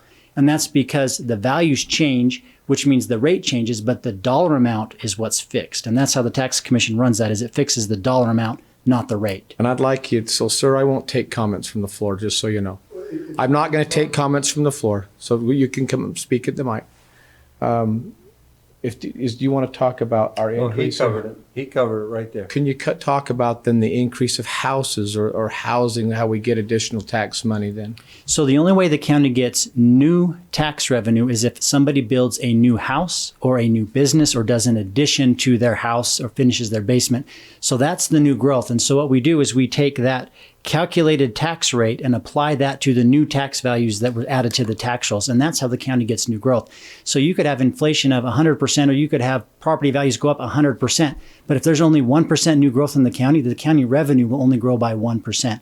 So we only get new tax revenue when there's a new house, a new building, or a new addition to one of those existing facilities. We don't get to capture the market value when it goes up or down. Very good. Commissioners Jenkins or Commissioner Farrar, any comments? Well, I would just point out, we understand the implications of these taxes increasing. We don't like that. I don't like it as a property owner. But, I would encourage people to look at their tax notice. Mr. Park pointed out earlier that 55.2% of your tax bill right now goes to Weber School District. They didn't have a truth in taxation this year, but they have in the previous year. And I've attended some of those meetings, and there's been 5 or 6 people typically show up. It's great to see this many people. So if you want to look at your tax bill and see, okay, where's the largest share going? It's Weber School District. And as Commissioner Harvey pointed out, there's several other taxing entities, the Mosquito District, everybody else that has a line item on that has truth when they raise taxes, has truth in taxation hearings. So that's, and I think the number that was quoted is 235 million or whatever. That's the part that comes in, but only 88 million? Yeah, the general fund. So the only amount that we really have control of is the 88 million. The rest is all direct payments that we don't touch. I'm glad we don't. Well, we do have some discretion, as in you can pick to fund road project A versus road project B, but you can't fund libraries with that money. Right. So, you have minimal discretion at those, but you still have to use it for the transportation. Yeah, I just want to make sure we're all talking the same numbers. Yep. Leave this with accurate information. Yep. Great, thank you. And so the gentleman that would come to the lectern, I cut off. You please come up, and then, sir, you had a comment. You're welcome to come up. Thank you.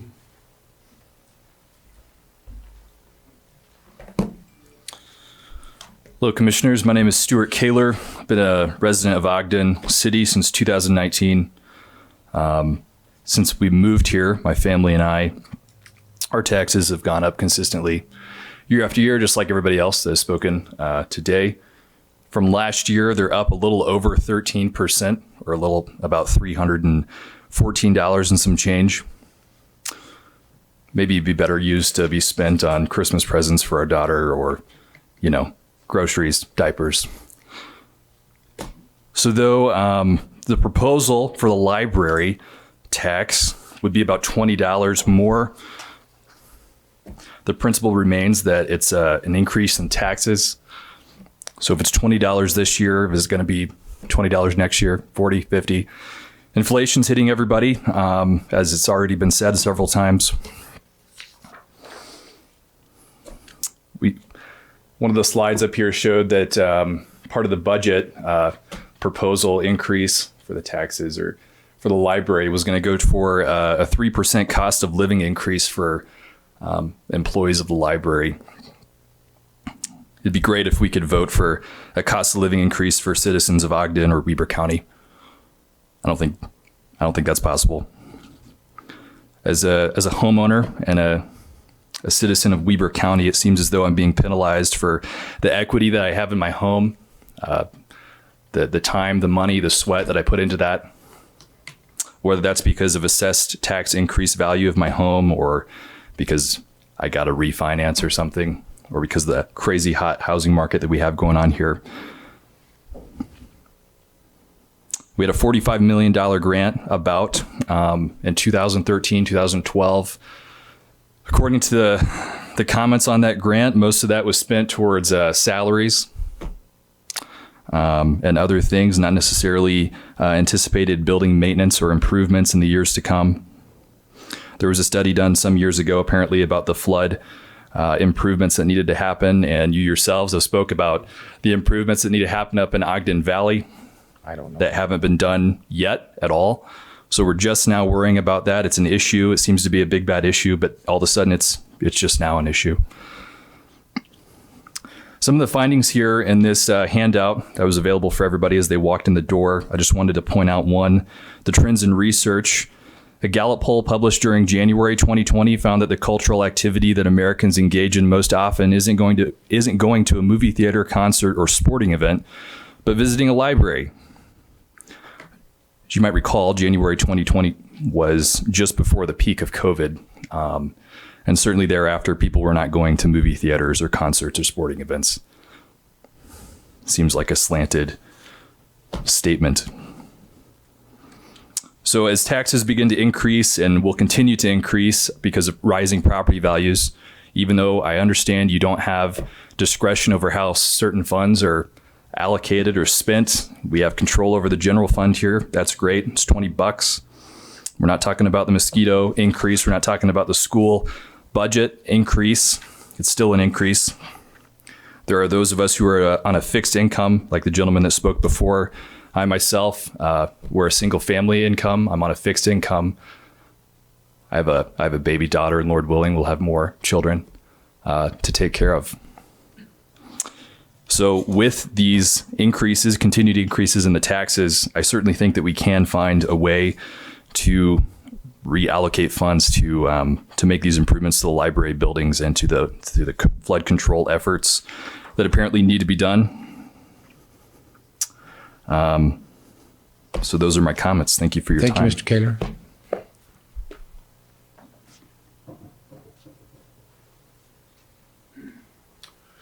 My name is Doug Triplett. I'm up in Huntsville Valley. I'm one of Gage's neighbors down the road. I've been in the financial industry for over 25 years, and I've learned over my experience to take emotion out of Mr. Chip, thank you. Yeah, you're so tall. You got to stretch this thing out. People online want to hear you too. So taking financial or emotional pieces out of my financial decisions, I understand the emotions that are in the room, and that's appropriate for them. For me, things that have been stated before tonight, my hope is that you will look at the financial obligations that you hold in your positions. I've seen in the slides tonight that there's excess in at least a couple of the budgets. I don't know how much excess that really is. When you look at as an example, the slide for paramedic is very much over the range. There's a range provided of a maximum and a minimum amount. even with the tax increase, it showed going forward year after year that there's an excess in the budget. If we're moving money from the general fund to cover other one-time expenses, then we must have an excess in the general fund. So from a balancing of the budget standpoint, if we've got excess in some places, I'm all for the expenditure of libraries and things that we need. That's not a question for me. The question for me is if I've got excesses in other places and you want to take more money from me now, that doesn't make sense to me. So at least in your process, if you would make sure that you're looking at excesses and say, okay, can we move this money somewhere else? Can we lower this tax rate while we increase that one before you just take more money? That was my thought before. The one comment that I had based on Mr. Park was in the truth in taxation. I have 11 line items that my tax rate went down and my tax dollars went up. So if either you can help address that question or Mr. Park comes back up, but telling me that my taxes don't go up just because my property value. If my tax rate goes down and my dollars go up, how does that work? I'd like to know. Thank you. We'll address those here, and I'll get a few more going with. Thank you, Mr. Triplett. Any others?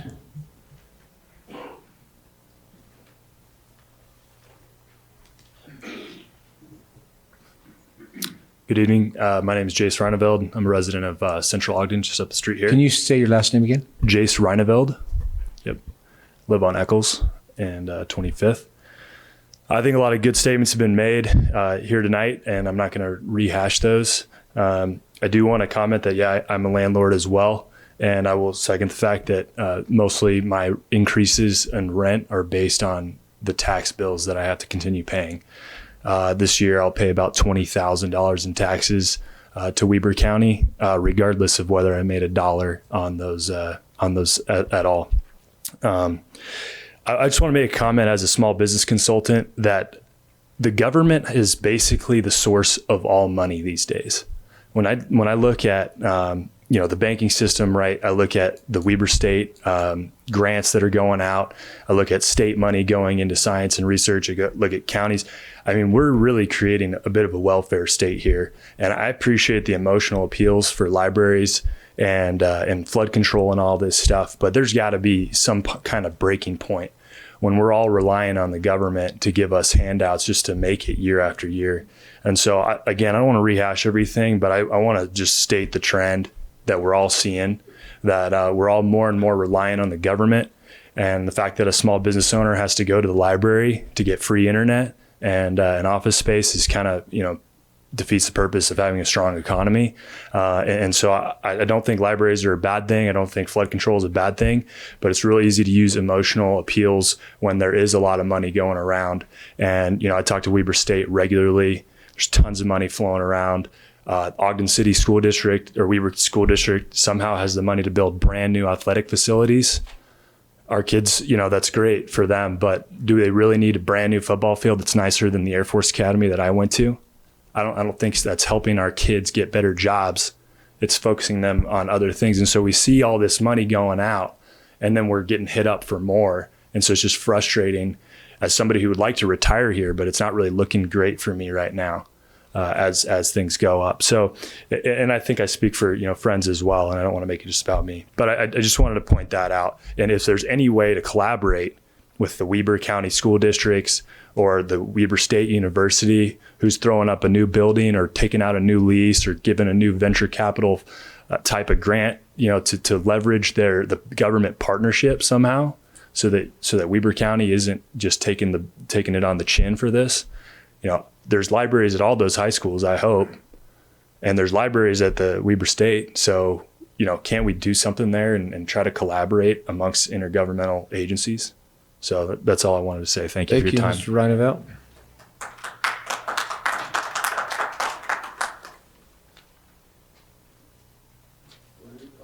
Wow. My name is Glenn Donaldson. I live in North Ogden. I used to live in the valley, so I know Gage. I served in the legislature with Scott, and I know Jim. But the question I have... We went to reform school together, didn't we, Glenn? That's right. Okay. The question I have, is I'm retired on a fixed income, like many here. When I look at my tax bill, the market value on my house went up $90,000. It was built in 1972. It's an old house. It went up $90,000. I had a tax increase 3 years ago of $100 a year, and then I had a $25 increase, and then I had a small decrease. And this year I've got over $350 increase in my taxes. And the only thing I can judge that by is my market value went up. My income didn't go up. In fact, it goes down every time my insurance raises. My take-home pay goes down. But this goes up, up, and up. I have a library card. I'm 83 years old. I don't use it as often as I should, but I do use that library card. And I appreciate the libraries. But something's got to happen. Something's got to break before it breaks me. Thank you.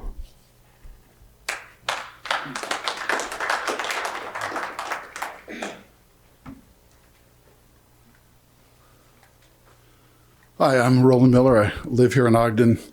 I just want to say personally, I think Shelby, Shelby right there is worth $20 from all of us.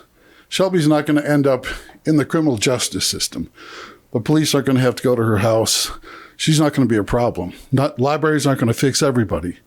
But I also realize that you have to think about people like the gentleman just spoke who are on a fixed income. So let's talk about return on investment for the library. I've been a college professor. I'm a retired college dean. I've been a firefighter. I've been in law enforcement. I know it sounds like I can't hold a job. There was a lot of overlap in there. And the one constant in all those jobs was my using a library as a resource. For starters, more importantly, and this is just one slice of what libraries do, libraries at this time, when we need trained people in the workforce, when there are jobs waiting for people who don't have the training, libraries are a place where you can study for an exam, you can study for an entrance exam, you can meet with other people and find out about job opportunities. The simple fact that you can go to a library and build a career. And when I hear about Davis County, that is not an educational library, sounds like it gives us, our citizens in Weber County, a leg up on Davis County as far as getting jobs. Again, that right there, to me, is worth the $20. That money that we spend on a library, it's hard to quantify. It's really hard to quantify Shelby, and sadly, we shouldn't have to. But it's really hard to quantify any of this. But I guarantee you, from my experience as a college dean, libraries build careers, libraries build your workforce, libraries strengthen your community in ways that nothing else can. So I appreciate your time. Thank you.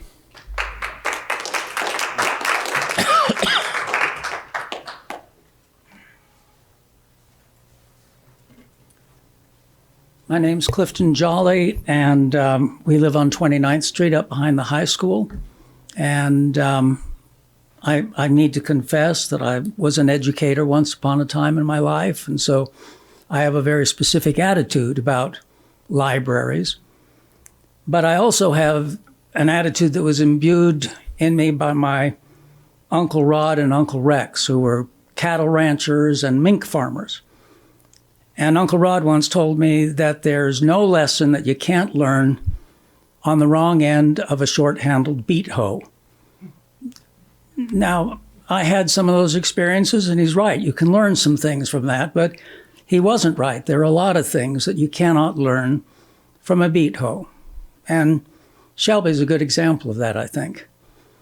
I think that we could agree that if we could find a way to turn out more children like Shelby, it might be worth $50, $100 a year, maybe $200 a year. Now, certainly empathize with all of the property owners. We've seen our taxes go up since we moved back to Utah as well.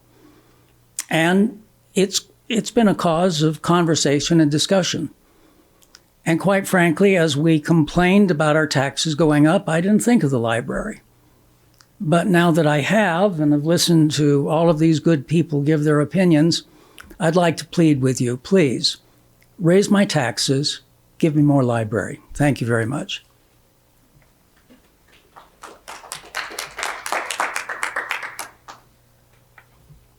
Hi, I am Terry Mccullough. I live in North Ogden. In my past life, I was an administrator and a teacher, and I taught children who were at risk. I was a vice principal at a school that was at risk. You don't ask a kid who lives in a car to go home and use their computer. Where they use their computer is at the library. And if you haven't been in the library, there's a huge area where kids can come in, do their research, do what they have to do in order to be successful. Instead of saying, go home and do your homework in your car, because that's where you live, you can always give those kids an opportunity to go to the library. The programs that are at the library are amazing. Go in and just take a look at some of the things that they have to offer.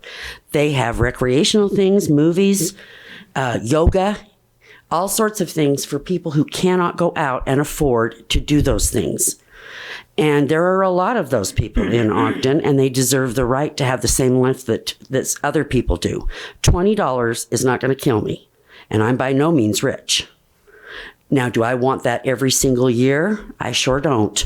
But for $20, if we can get these employees paid the going rate, you're not going to get good employees if you don't pay them the going rate.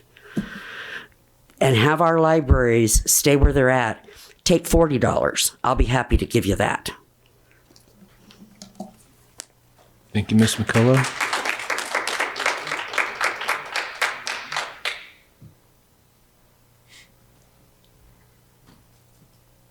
Before you go, Okay.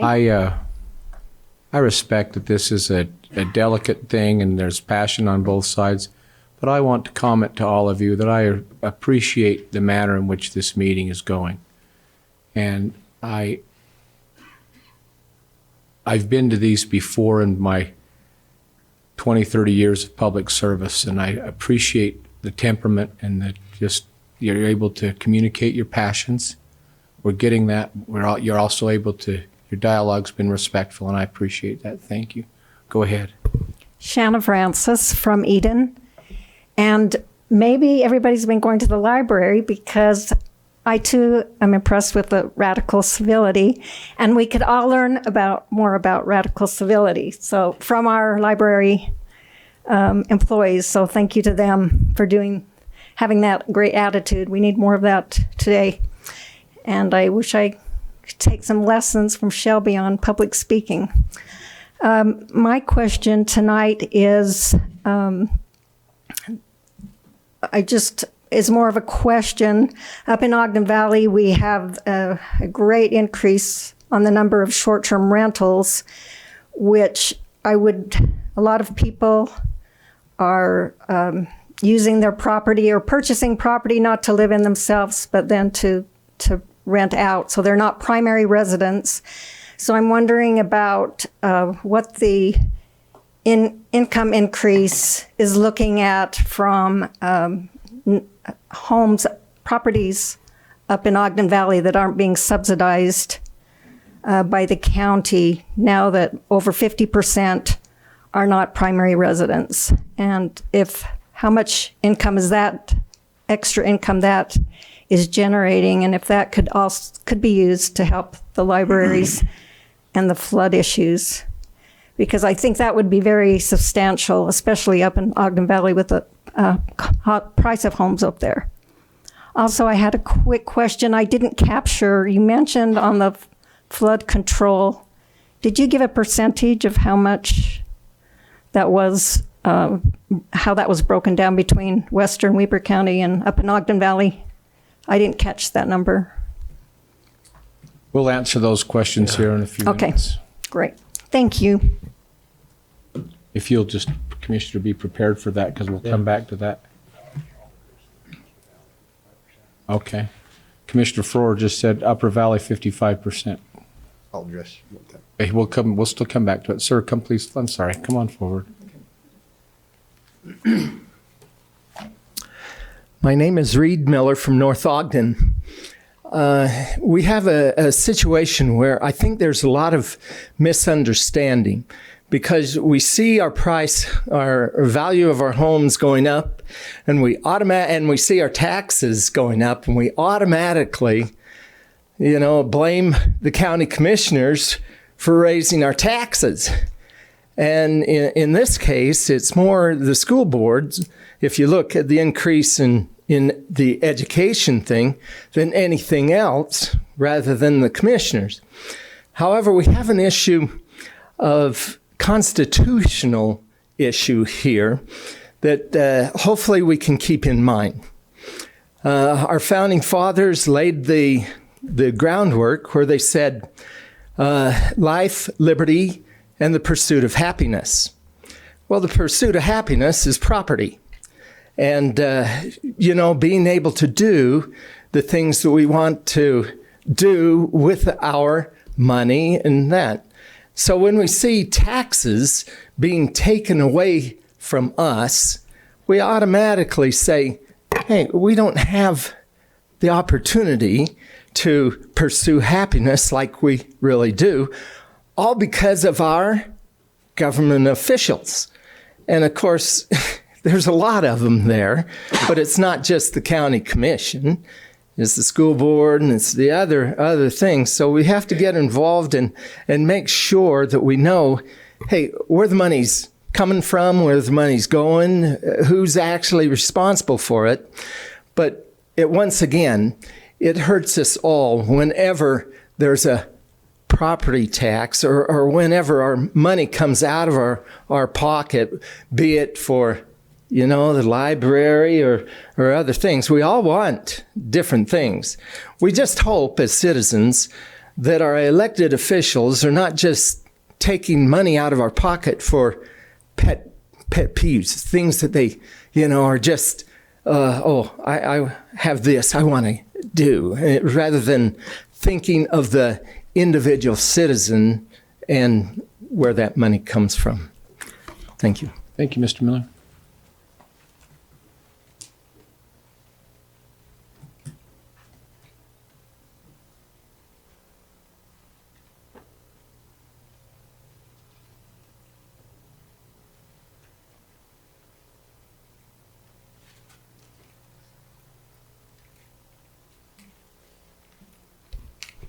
Marcella Tabin from South Ogden. I grew up in West Jordan. And actually first I grew up in Gunnison, where our library was part of the jail. Like it was all in the same building. It was really primitive. And we had like little cards that tell you where to find your books. I thought that was amazing. And we moved up to West Jordan where, in a different time, things started becoming electronic, but there was a room devoted completely to typewriters where you could go and type your own stuff. I thought that was amazing. Now they've got like soundproof rooms. They've got everything's online. What I'm getting at is that things will change over time. As technology changes, things will change, and that does cost money. And everybody with all their smartness in them will be able to find where that money should come from. Changes will happen, and they will be good.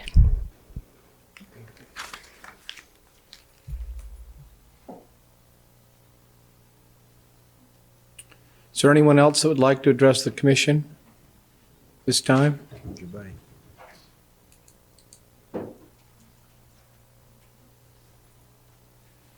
We'll hear from you, sir, first, and then we'll hear from you, ma'am.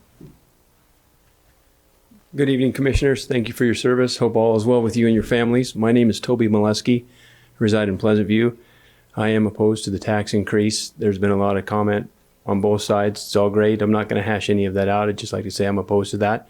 And then I think if you want to fund those items, you figure out another way within our current budget. Thank you very much.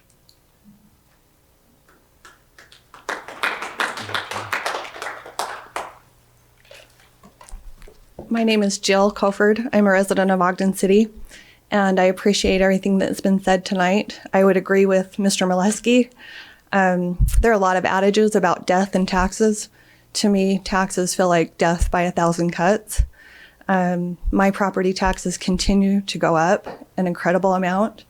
And we're landlords as well. We have to pass those costs on to our renters, which I don't like because we have an issue with affordable housing in this county. With the incredible growth that's happening, not just in an increase in property values, but in the growth in the new construction and the building industry, I feel like that there ought to be another way to find that money to fund these projects that are very important. I'm a fan of the libraries. I'm a fan of stormwater being taken care of in a wise way, but I think that we have a fiduciary responsibility as government to take care of our money and use it wisely. Thank you.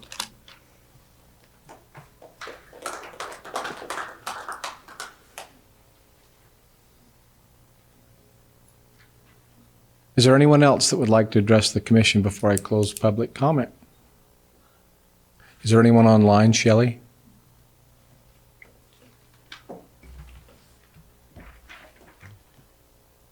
Commissioners, I'll request a motion to adjourn our public hearing and reconvene a public meeting. So moved.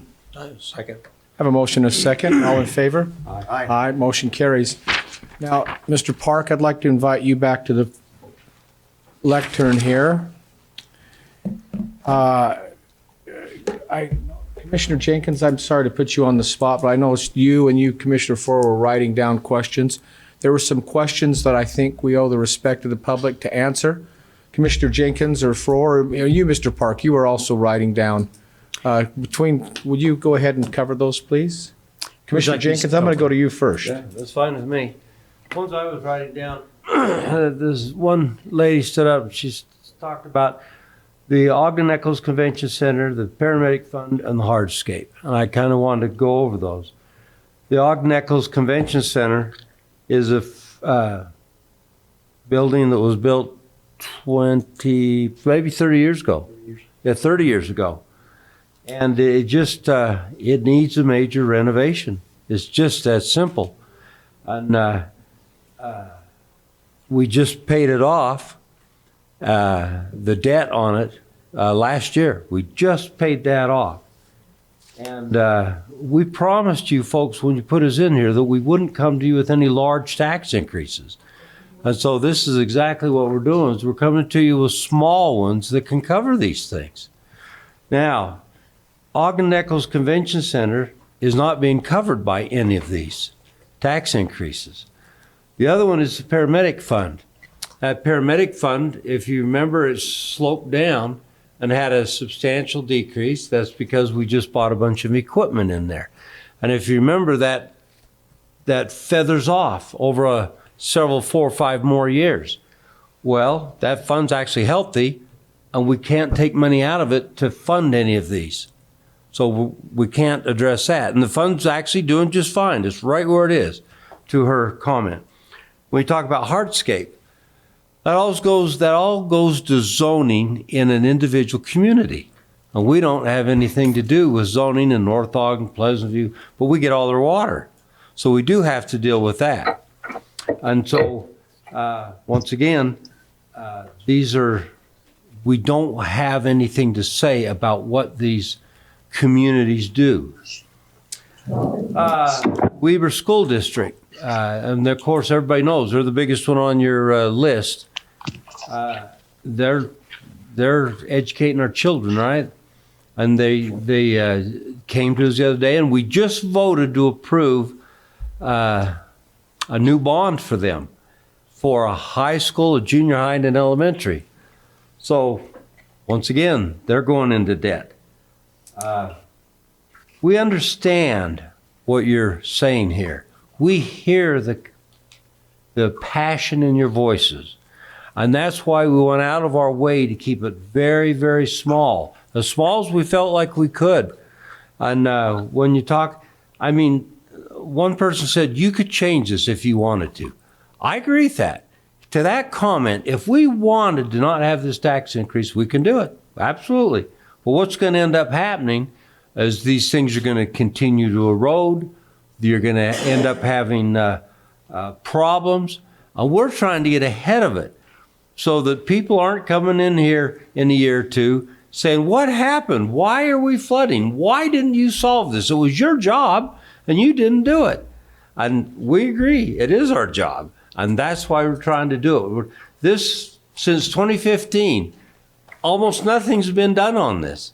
And there's 4 or 5 items in there that are fairly major items that really need to be taken care of.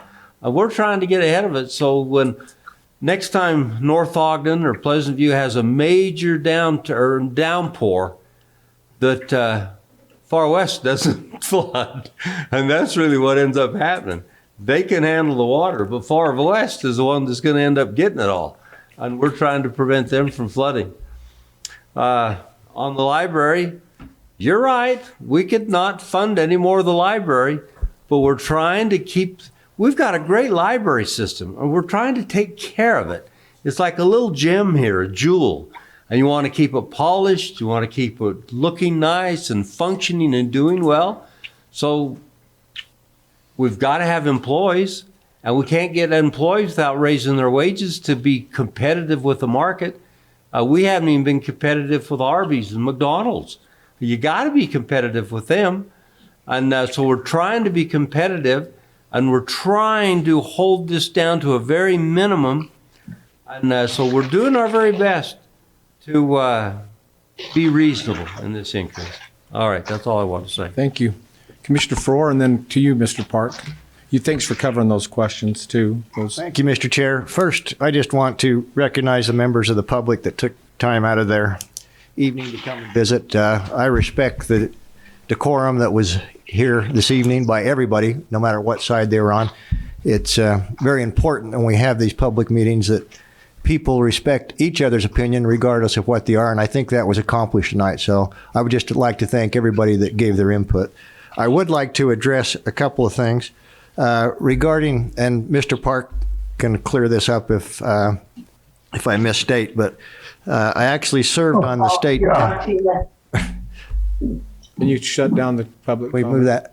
So as a former member of the Tax and Revenue Committee for 12 years with the state legislature, that's where a lot of our, in fact, that's where 99% of our tax code comes from, is the state. I was requested just the other day that why don't you guys just give exemptions to those people over 65 or 70 and let them get by with paying no taxes. And as much as we would like to do that, or I'd like to do that because I fit into that category, it doesn't work. Number one, we're not allowed by statute to do it. Number two, as we addressed those issues in the state legislature, all you're doing is taking that burden and tossing that on somebody else. The state has taken the position, which I agree with, is that property tax should be as equitably distributed as possible. And the minute you try to shift that, you help one person, you're going to hurt another. Now, regarding the second homes and the Airbnb, keep in mind that second homes that are second homes, not primary residents, do not receive the 55% state exemption, homeowners exemption. Now, if you have an Airbnb that is not a primary residence, then they would obviously not receive the 55% exemption. The county assessor is charged with determining whether somebody's using that as a primary residence or not, and they have the tools in place right now to do it. So the revenue generated by those Airbnbs with not receiving the exemption is already part of that budget. Now, if they're getting by as a primary residence and not maintaining the primary residence exemption, that not the primary residence requirement, that's a different issue. That's an assessor issue that we've been told. And we understand very clearly why somebody said that their property tax, Mr. Triplett could say his property tax went up regardless of the tax rate. That can happen because of the certified tax rate, again, is based on aggregate. That's based on every property in Weber County. That does not mean that we have areas in Weber County that go up faster than the other. I happen to be a resident of Ogden Valley, and I hate to even think what I paid in taxes, but Ogden Valley, I was told, went up probably 18 to 20% overall year to year this last year. Other parts of the valley did not go up that much. So you're going to have winners and losers again. But just because the tax rate stays the same does not mean you as a property owner is going to have a decrease, because a property in Ogden Valley could actually go up. The tax rate lowers, you could pay more taxes. The same in North Ogden. But on an aggregate, the certified tax rate does lower that. So the county does not receive any more money. And again, you could talk to Mr. Park or the assessor. Lastly, Mr. Chair, we've had a lot of discussion on the library. I've had conversation with the library board before. Sometimes they've questioned my wisdom when I ask about, I've told them I wasn't in favor of tax increases. But I've received a number of letters, emails, and I really believe that our libraries in Weber County are a critical resource to our residents. It's not just a book depository. I had one lady that sent me that just in the month of October, she did 9 to 10 different programs there in the month of October. So I think we can look at this as being a community resource, not just directed towards somebody going and checking out a book. So anyway, and I appreciate those people that made the remark. Thank you. Mr. Park, go ahead. I'm kind of checking things off here, but okay. I want you to, you've been pretty prepared here. So there was a specific question: does the Ogden Nichols Conference Center produce enough income to pay for the renovation on its own? The answer to that is no. The Culture Parks and Rec facility does not make money. It loses money and is subsidized by the tourism tax. So when we talk about an Airbnb, when somebody comes and stays for a weekend at an Airbnb, they pay the tourism tax. Or when somebody goes to a restaurant, they pay that extra 1% sales tax. Or they rent a car, they pay an extra tourism tax. Those dollars are gathered and they're put into our Culture Parks and Rec Fund, and that's how we fund that. So our Culture Parks and Rec facilities don't even cover their variable operating costs. So you have to take that tourism tax revenue and we put that in that Culture Parks and Rec facility, and that's how we cover that. But there's no additional revenue to cover these facilities. Those have always been funded out of the general fund. The second question which you addressed was, is this going into the paramedic? It's not an increase to the paramedic tax revenue. We're not allocating any of this money to the paramedics fund. There is new growth when we get new buildings, new residences in the county, and that has been sufficient to allow us to build up enough money so that we will not have to raise taxes when we put in a new paramedic unit. Question on flood control, which you've answered. Parking lots, a lot of vacant parking lots. Ogden City controls the parking lot zoning in Ogden City. Weber County commissioners unfortunately cannot dictate that. I wish you could.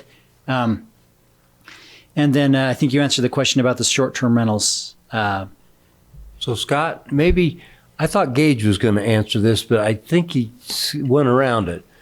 And that was a person says, well, all these new homes that are coming in that do not get the 55% deduction, that pay the full tax up the Upper Valley, don't we get extra money from them?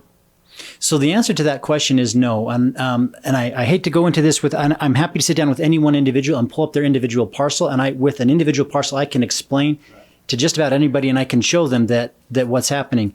But we had an individual up here who said, some years his taxes have gone up and some years his taxes have gone down. And also another individual who mentioned that his rate went down, but the amount he paid went up. That shows you that rate is not actually what drives your taxes. What drives your taxes is a dollar amount that's set by a budget by the commissioners. And so that rate is a back calculation. It almost means nothing because of the way that things vary. But what happens in the Upper Valley, let's say you have a home that's a primary home and it's sold to an investor who then turns it into an Airbnb full-time, and he properly notifies the assessor's office that it's going to be no longer a primary residence. All that does is shift the amount of tax that he pays. The total pie that Weber County Corporation gets does not change, but the amount of the pie that he has to pay compared to somebody else goes up. So he's paying slightly more while his neighbor who's a primary residence will pay slightly less. That's how that one individual actually had a tax decrease here, even though the tax rates, we didn't lower taxes. It's because somebody else picked up his share because their home went up in value more, or they lost the primary exemption and the other one didn't. But in the aggregate, the whole pie, when somebody builds a home up there and they don't live there, so it's not their primary, and they're paying the full amount, ours does go down a little, but it's so large that the increment is just, well, if you lived in Summit County, which I think is the highest one in the state, their taxes go down, way down, because they have so many second home up there. but we don't have that many here. And the Upper Valley is offset by all the rest of Weber County. It's not just the Upper Valley. So even though it does supplement it up there, the difference is just minimal, right? That's true. Okay. And just to clarify on that, if somebody were to build a brand new home up there, then we do get the additional tax revenue. But if somebody takes an existing home and just changes it from a primary residence to an Airbnb, we don't get any more money from that. Weber County's pie stays the same, although that home is going to now have to pay a larger share of that pie. Pennies on the dollar. I mean, they probably won't even notice it because it's split up amongst so many people. Okay. Those were all the questions that I had taken note of. If anybody has any specific questions on their individual parcel. Hold on. I want to go to, there's a couple I'd written down. Percentage of a flood control between Upper and Lower Valley. Commissioner Jenkins, if you'd cover that, please. This didn't come in a percentage, but I can tell you by looking at it, the Lower Valley is about 2/3 and the Upper Valley is about 1/3. Of that, okay? The 20 million. The 30 million. 30 million. Yeah, the 30 million. Let's see.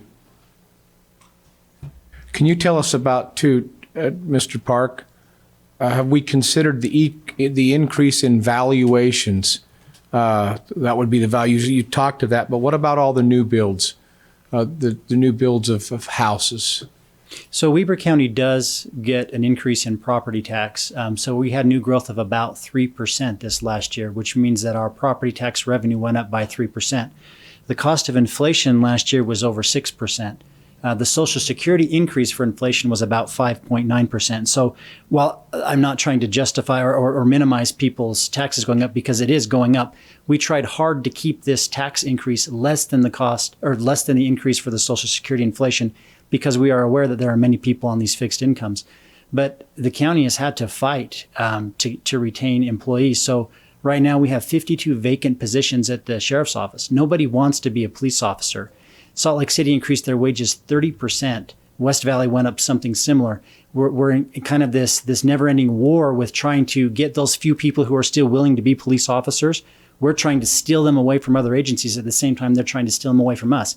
I don't know what the solution to that is, and that's beyond me in terms of a global fix to that. But what that means is we have to continue to pay our police officers more, or we don't have police officers. That we have 50 open positions out of 350-ish full-time equivalents. So it's just a huge percentage. And the same thing with the library. People just aren't willing to work for what we were willing to pay. If you could go down and get a job at Arby's or McDonald's and your starting wage is the same as our wage, but our job's a lot harder, why would you do that? And that's just a factor of, anybody who wants a job right now can go out and get a job. And that's the market that we're competing in. Thank you very much. I had before I get there, at my own home, I love the years that I don't have to put in new pumps for my septic. I love the years that I don't have to replace a roof. I hope that I never have to replace a driveway. The replacement of lights, I used to do that more often before LEDs. But I'm replacing light bulbs and I'm replacing furnace filters. And there's always, especially for many of you who don't just have your own homes but have others, there's always annual maintenance that takes place. But sometimes there's those maintenance costs that they're huge, and I hate those in those years. The same thing happens with buildings. I had the privilege of working for the Weber Fairgrounds for 24 years, and we knew that we had to set money aside for parking lots, roofs, and HVAC systems. Any property management, anybody here that's done property management knows that those are the big three. That just happens all the time. There will be expenses coming. You may not have them in that year. Pretty soon you're going to have to replace the shingles on your roof. It's going to happen. And when it happens to those facilities that we have, it's important. Now our libraries, people voted to increase our libraries, to make them big and nice and beautiful. And they're wonderfully, the percentage of library attendance continues to go up double digits in Weber County. But I want the grandchildren of my grandchildren. I'd love to have Shelby's grandchildren to be able to enjoy the same kind of libraries that we enjoy right now. So we're putting money away for the future. That's good budgeting. That's how I budget. It's responsible budgeting. And for 4.5% to do that and to have a flood mitigation program, the water still flows downhill. And it gets to the bottom of the bathtub, and West Weber is the bottom of the bathtub. We have to clean the hair out of that drain at the bottom of the bathtub so that the water will go out to the Great Salt Lake. That's all there is to it. It's just that simple. That's as simply as I can put it. So those are some of my comments there. I have one more. Yeah, that's good. I'm good. That was my diatribe Well, there. Scott, there was one other thing that I think you need to address, and that is several people said, my taxes keep going up. They never change. They never change. Will this ever end? Well, answer that. Will it ever end? Property taxes. So if I can quickly, and I hope this is okay, but Please, just go a ahead. minute digression. There are three main types of taxes: property taxes, sales tax, and income tax. Sales tax goes up with inflation. It costs you more, so you're spending more money, so there's more sales tax revenue generated. Income tax goes up when you make more money. So if wages go up, the amount of money you pay in income tax goes up. Now there's lots of exceptions to those with tax breaks. Property tax does not go up for inflation. It only goes up for new buildings, new construction. And so that's why you always hear property taxes going up, because there's no inflationary provision in property tax. So if you have a city that theoretically has no new growth, no new buildings, so a city, let's say like Ogden, that's mostly built out, and they do have some, renovations and things like that, but they don't have gobs and gobs of new homes going in. That city will have to raise its taxes more frequently to keep up with inflation. So that's the problem with property taxes, is there's no inflationary component to it. There is a new growth component, and they don't match. So we had 6% inflation in 2021. Our new growth was 3%. They don't match. And so the answer to your question, will we ever stop increasing property taxes?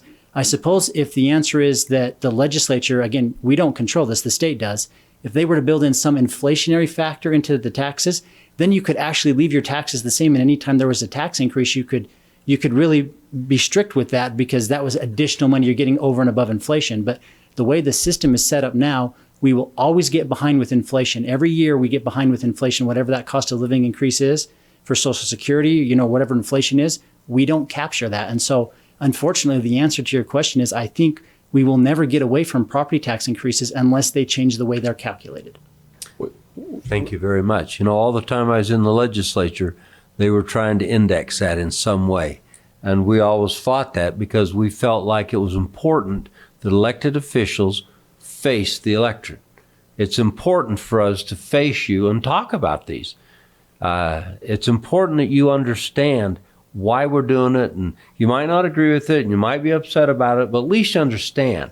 And if they index those automatically, so they just rose with inflation, then it all goes out of their hands and they never see it. They just know that it keeps going up. And it's important that we have these hearings for this very purpose. I just want to say one thing too. We did have a tax change within the last, I know in 2016, we had that 20-something% before we were here, but didn't we have a tax change last year or the year before? 2 years ago, Weber County decreased its taxes by $500,000. Thank you. Well, in the year before that, we decreased. Now, in unincorporated, we increased. So that's the 94% of the people 94% of our people saw that tax decrease on those line items. Their taxes still could have gone up because the other districts and municipalities could have raised, but on our line item, they actually went down. So we do our very best to be responsible with taxpayers' money. Commissioner Froer, I think you have a comment. No, I'm good, thank you. Okay, with that, commissioners, I'll move to item H, or we just kind of covered that, item H. There will be no action taken in this hearing tonight, but we will mark that on our calendars for Tuesday, December 14th at 10 a.m. for those of you who would like to attend that meeting. And with that, I'll take a motion for item I, like India. Motion to adjourn. Second. All in favor? We're adjourned.